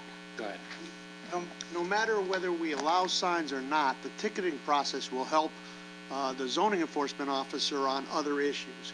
So even on events, when we have events, we still have events. Light issues. Light issues and other things. So the ticket system will come in handy whether or not we allow the temporary signs or not. Okay, well, that's a broader issue Okay. then. Carol, We had agenda setting today. I wish I knew because I could have had put on the agenda. I will bring it to the attention of the agenda setting for our February 28th meeting and ask the town attorney be there with any information he has regarding the ticketing. And I think that's where we can start. If he provides us with what the information he has, and then maybe we could also have Craig or Mike at the meeting as well to kind of give a little bit more background information of what you guys are actually looking for, and then we can fill in as well. I think we can start the process that way. Sounds good. I think it would require it would be modification to the citation ordinance. So, but, that process takes time. So if they can get that ball rolling, you guys can do what you're gonna do with the temp sign, but it wouldn't, my understanding, and I can put this into a memo so that we can make it an official, but it wouldn't be limited to just zoning, it would be any code enforcement agency in the town. Right. So that's why the ordinance. This is not just for this particular Yeah. sign issue, it's for But it would the work for blight anybody and who does everything else. I mean, his hands are tied. I mean, he sees a violation, the process that he has to go through. By the time he gets them, the violation in front of the person that's doing the violating, it's 2 or 3 weeks away. I mean, he has to come back, do the research, to find out who the owner is, send them out a registered letter, wait for the registered letter to come back. You're talking, in the issue with temporary signs, the sign's already been up and taken down, so it's like we're banging our head against the wall. Mr. Chairman, Yeah. I have a couple of questions. Carol, I'd like to know your opinion on the temporary signs and what you think we should do.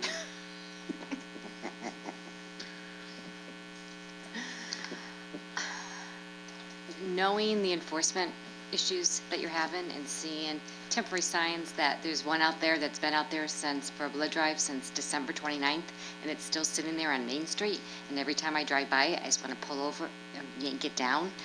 I mean, I feel that, and like what Frank said, if you rely on temporary signs for your business, then you shouldn't have a business. You're not running your business properly. If people have issues with their location of where their business is located in a building, maybe they need to speak to their landowner, and maybe they can get more signage on the actual sign rather than putting these temporary signs out. If it's visibility, maybe trees need to be cut down so people can see their businesses as they're driving down streets. I think if you don't do temporary signs, everybody's on this level playing field. Nobody has an advantage over anybody else. Especially when you get in the town center district, it's very difficult to put temporary signs up. And then you have people like our breakfast and lunch place on the weekends that ties their temporary signs up on the stop sign or on the street sign. And sometimes it's there on Mondays and Tuesdays as well. You take it down, they just put another one up. I think enforcement would be easier. What about your feelings on the small little A-frames that people put within 3 feet of their front doors? Sometimes they put like the Today's Special or something like Rooster that has on. one out. Rooster has one. Every occasionally. Mortensen has one that he puts out every day because his building is in a way that when you come out of Moe's, you can't see his signage on the building. So he's got a little one right by the door. He takes it in at night, and then he brings it back during the day. I mean, that's fine, but then if you have a shopping area that has 4, 5, or 6 different businesses, and now you're gonna have all these little A-frames, and if they're not placed properly, you're gonna have people tripping, not paying attention. I mean, there's a liability issue too with the signs, so when you said, I don't know which town you have to show a certificate of liability. To make sure, so if somebody trips over it and it's on the town sidewalk, especially in the town center district, who's liable? For that trip and fall. That's come up before because the town center, the sidewalks go right up to the buildings, and a few places have come and asked for seating out there for outside dining. And so it's on the town property. We've allowed it, but they've also had to give a waiver for insurance. And we've also told them that you can only put so many out there so that you don't impede the pedestrian traffic. I mean, I understand the frustration of the businesses. I get it. They feel signs, like signs don't vote. Signs kind of don't, if somebody wants to go to a business, they're going to go to a business if there's a sign out there or not. So it's a tough situation. I was involved in it years ago, and we kept going back and forth, and it's really tough. And, Glastonbury, it seems like their businesses are not having any issues, and there's no signs out there. And it looks really nice. It does. Yeah. And there's businesses that are tucked behind businesses, and I don't know, it's a tough, that's why you guys are sitting there. We talked about this where Carol brought up a point where we'd almost want them to come in and say, maybe we can modify your existing signage, maybe you might have a little extra space or something like that, so that their permanent signs are better. Gail, do you have anything that you'd like to add? I think you have to make some exceptions for certain occasions. I think a grand opening, for example, would warrant a temporary sign, maybe a going out of business sale, because that's a very unique, and you want people to know where you are.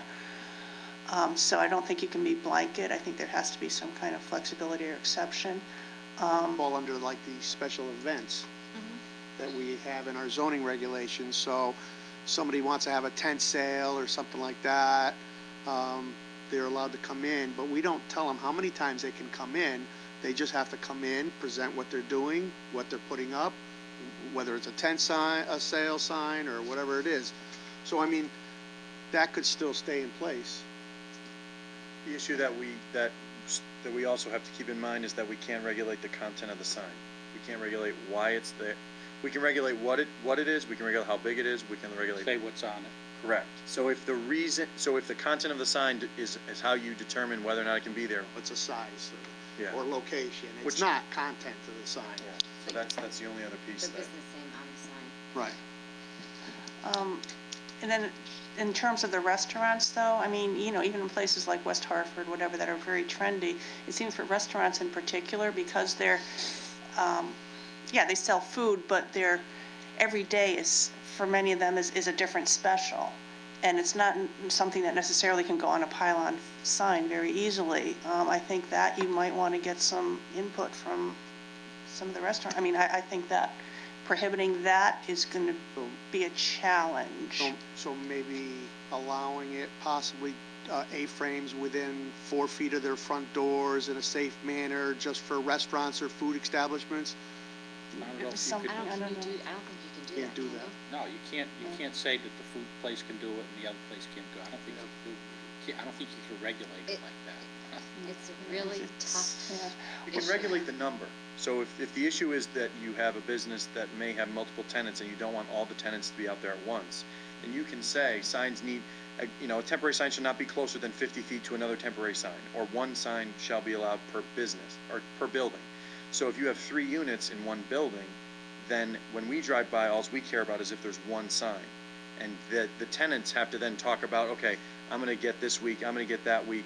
We can put a little bit back on them, but that's the only way you're gonna be able to restrict that. And there may be cases where every business doesn't need to have signage out 365 days a year.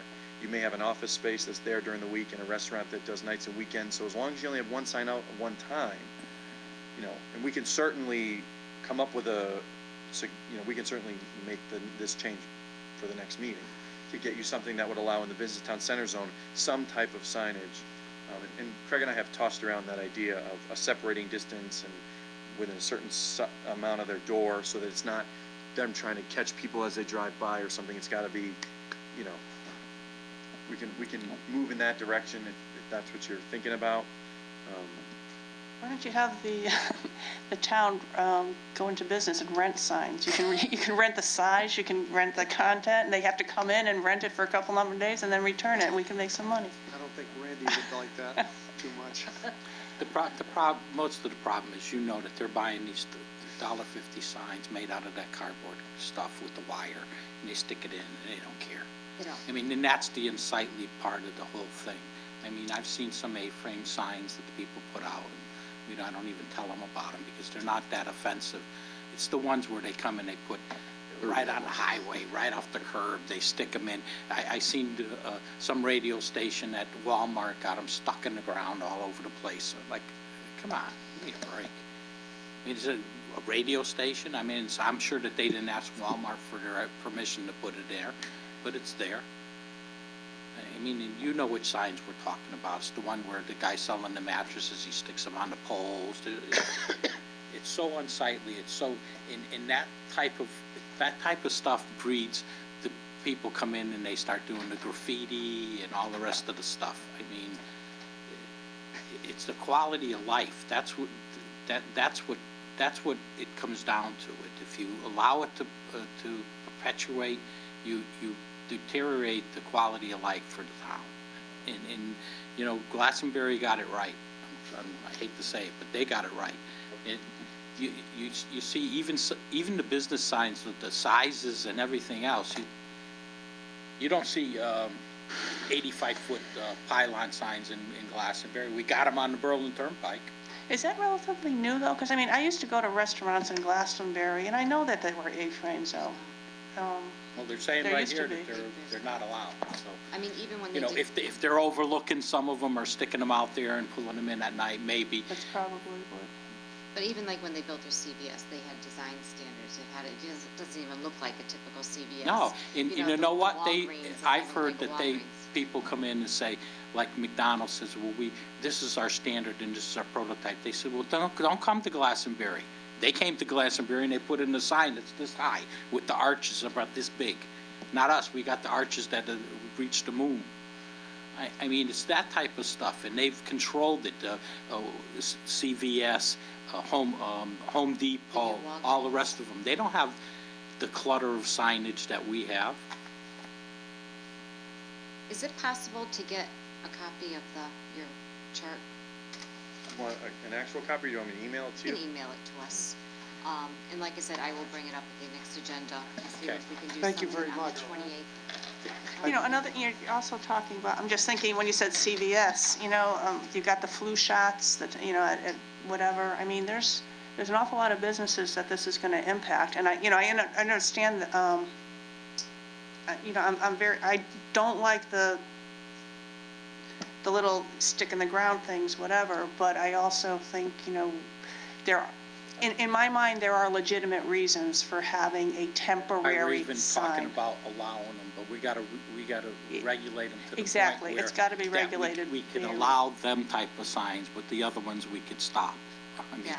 that's how we gotta regulate them. Exactly. If we're gonna regulate them, but Not in term, you know, writing it where you're allowing it, but also prohibiting. Maybe you can prohibit, I mean, I don't know how, and I think, you know, and talk to Glastonbury, talk to some of the towns that do a very good job and see what problems they had in enforcing, how they enforce it. And who enforces it? Yeah, They and- might have they might night somebody part-time to go out there and enforce it rather than having the ZEO doing it. They Right. might have somebody else do it. They might have, I don't know. you know, we have the sign guy for the highway department is Billy.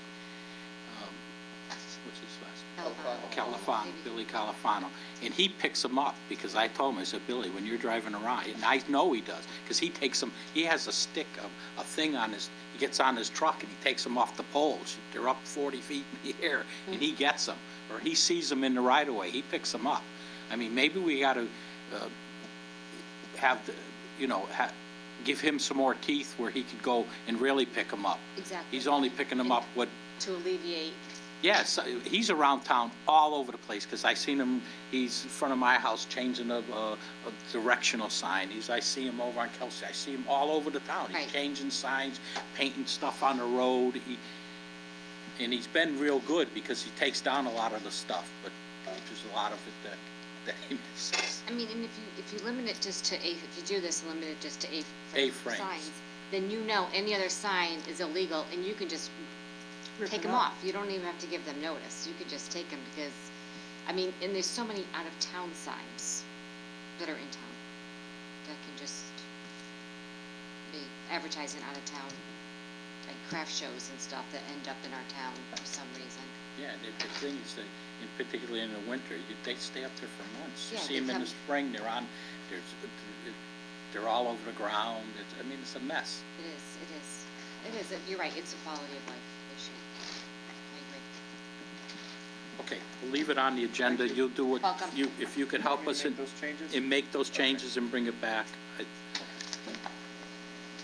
Okay, next item under new business is objectives for fiscal year 2017, 2018. Is there anything that he said? Still working on Okay. coming up with that, so he'll have it at the Thought he next had to meeting. get that to the No. town manager right away because they were printing the budget books. He And said we that gave him what we wanted in there.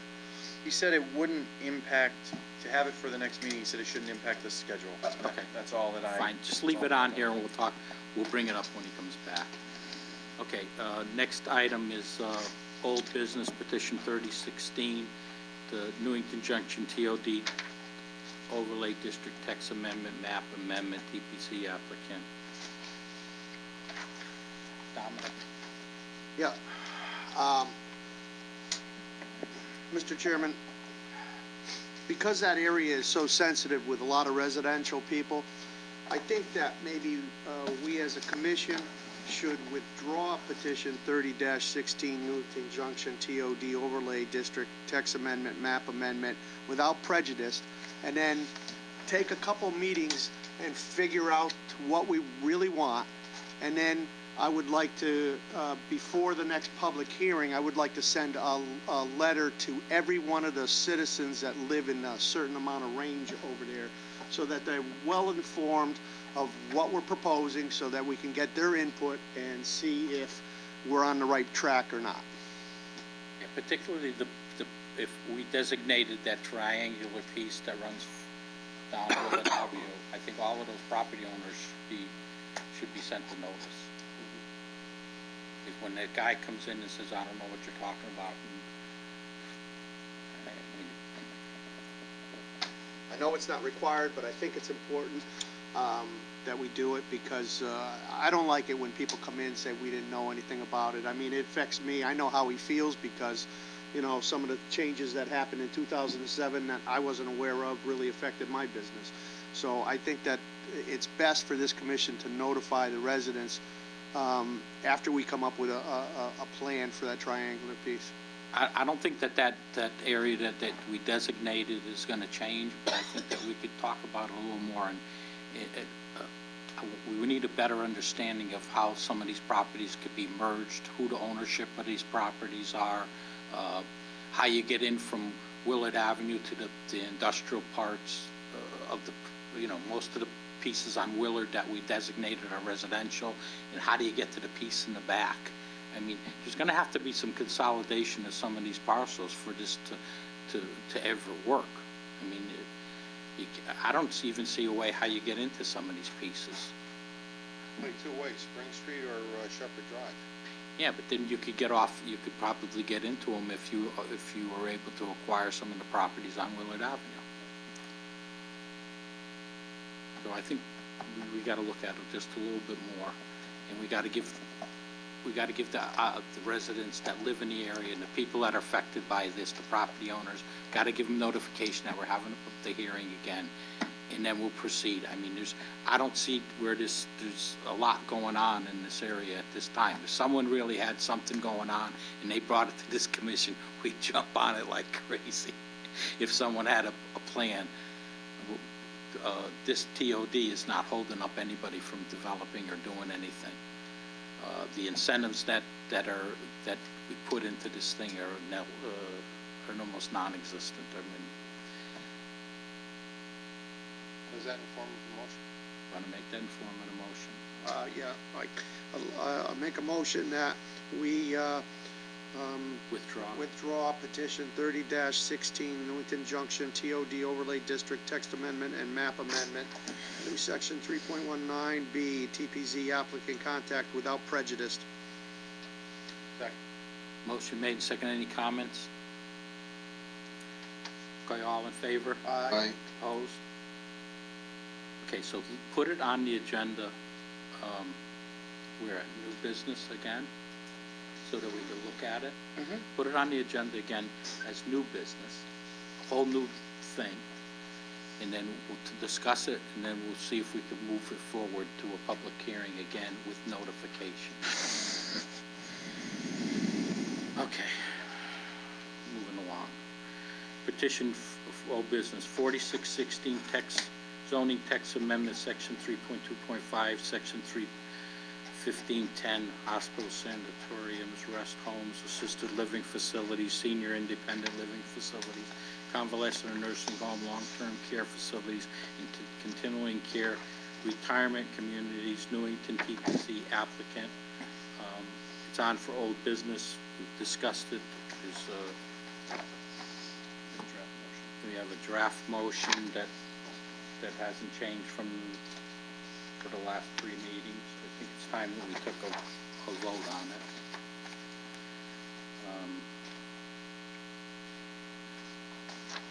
You all have the draft motion.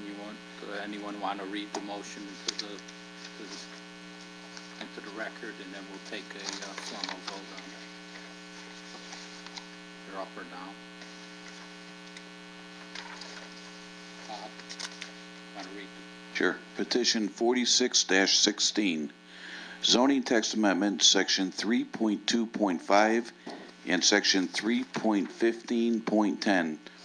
Hospitals, sanitary rest homes, assisted living facilities, senior independent living facilities, convalescent or nursing homes, long-term care facilities, and continuing care retirement communities, Newington TPZ applicant.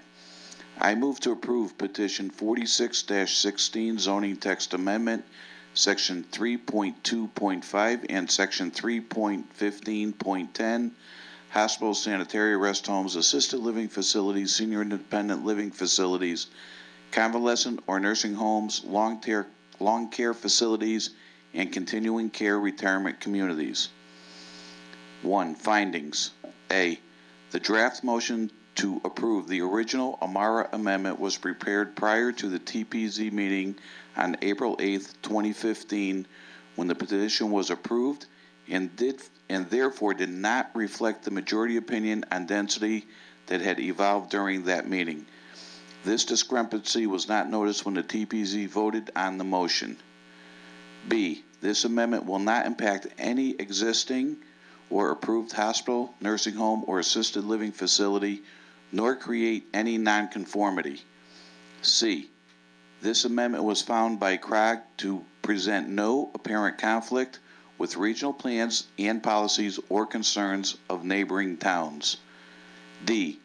This amendment is consistent with the plan of conservation and development. 2. Effective upon publication. Motion's been made. Second. Motion made and second. Any discussion by the commissioners? Okay, seeing none, we're going to take a roll call vote. I'll be voting last. 6 members here, so. Commissioner Payne? No. Commissioner Sarah? Yes. Commissioner Minor? No. Commissioner Sobieski? Yes. Commissioner Kennelly?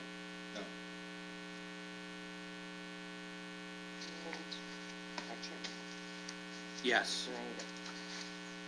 So the vote is 3-3. The motion fails.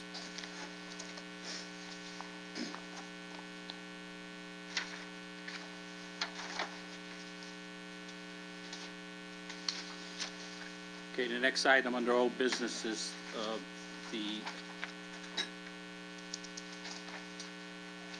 petition 5216. There's a motion. Commissioner Payne. Petition 52-16, special permits, section 6.24, freestanding business sign at 2545 Berlin Turnpike, Artesian Vapors. George Emerson, owner, Image 360 Signs Now, applicant Randy Hamilton, 2434 Berlin Turnpike, Newington, Connecticut. Contact. I move to approve with conditions petition 52-16, special permits, section 6.2.4, freestanding business signs at 2545 Berlin Turnpike, Artesian Vapors. George Emerson, owner, Image 360 Signs Now, applicant Randy Hamilton, 2434 Berlin Turnpike, Newington, Connecticut. Contact. Conditions. 1. The approved signage shall be represented in the photo simulation submitted by the applicant on February 8, 2017 as attachment C. Motion made. Is there a second? Second. Motion made and second. Any discussion? Any comments? Okay, we worked very hard on this to get this approved. Like I said before, I think it's we've helped out this business owner. All in favor? Aye. Opposed? Okay, it's a unanimous vote. Next item on the agenda is petition for public hearing scheduling. It's petition 0417, special permit, section 6.2.1, 6.13 accessory apartment at 71 Eddie Lane, Steve and Laura Dutel, owner applicant Stephen Dutel, 71 Eddie Lane, Newington, Connecticut. Contact. Is there anything we should know about this other than what's in the packet? Nope, Craig mentioned that there was a specific time limit that was put on the original permit, which is why they're back. You have some photos that were part of the original application when it came to TPZ. There haven't, as far as we're aware, there are no issues. I haven't had any complaints as far as zoning is concerned. So they're ready to So you'll schedule. put it on for the next meeting? Yep. Okay. Next item on the agenda is town planner's report. So you have in your packet, you asked Craig to provide you with a summary of the changes that were made to the zoning regulations in 2007. So you will see that there, and it goes through and it provides each section. And then there's some specific copies of minutes that are also attached there. And I think that his intent was for you to kind of go over those and then you can continue to discuss them. The other thing that's part of his report is, if you see on the second page, item 2, is the memorandum of understanding between the town council and TPZ regarding digital signs on town-owned property. You all have a copy of that? Yep. You should all have that. It was passed out separately this afternoon. Tonight.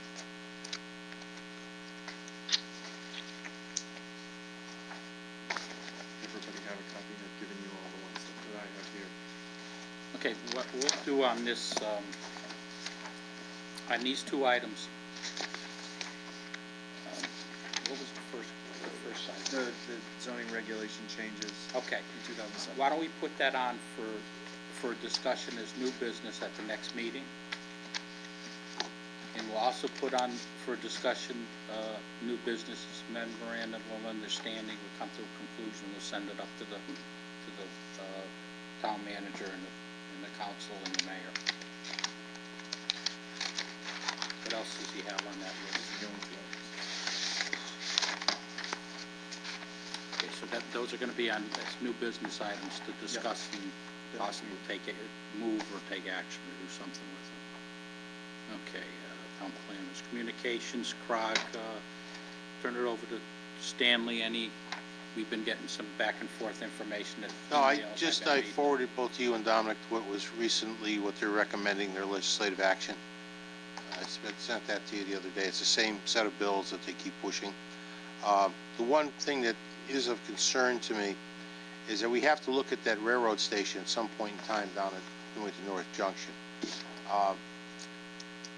I know when I was talking to Mike Saunders, he was saying if it doesn't go there, they were looking to try to put a station on Cedar Street with a set of ramps going up and down on Cedar, using the busway parking area as a parking garage for We it. don't have enough parking there for the people that are using the buses. I understand. I understand that. All I'm saying is at some point in time, we have to look at that and see what they're proposing in that area. There is a bill that I don't know if it's got the legs to go all the way through the legislature this year or not with the rail. And if it does get approved and starts moving forward, then I think we want to be in a driver's seat as to what we're going to have down there. We don't want this forced down our throat and saying that you're going to put a station here and you're going to do this and you're going to do that. We want to be able to have a lot of input into what's going on down there.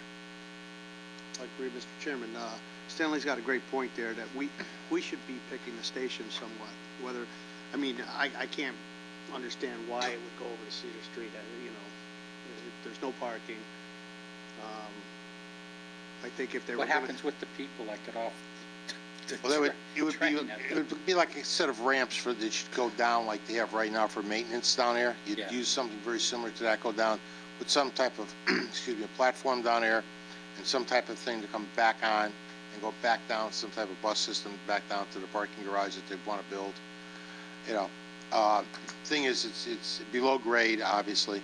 It's not an ideal situation. So, like I said, as Commissioner Payne alluded to, we want to be in the driver's seat. We want to get in front of this thing and not be behind trying to play catch up with it.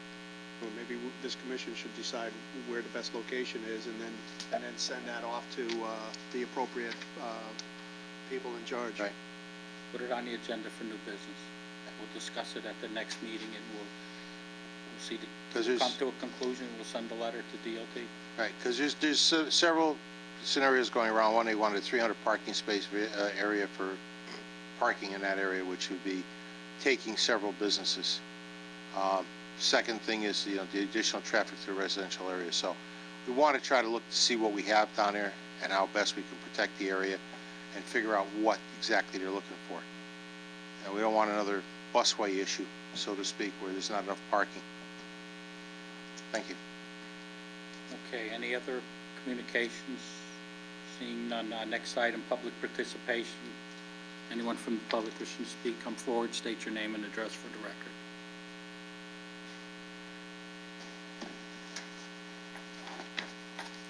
Rose Lyons, 46 Elton Drive. As someone who sat around this table for quite a while, and I sat through the MARA process, I'm very disappointed in the outcome of the petition 46-16. I've seen Scrivener's errors happen numerous times at the probate court, and I've never seen them overturned because someone new came in and decided that's not what the judge meant. I'm just very disappointed. Thank you. Anyone else from the public wishing to speak at this time? Seeing none, remarks by commissioners. Anything to bring forward to the commission? Anything you want to put on the agenda? All set. I have no closing remarks. Ask for motion to adjourn. Make a motion to adjourn. Second, all in favor? Aye. Opposed?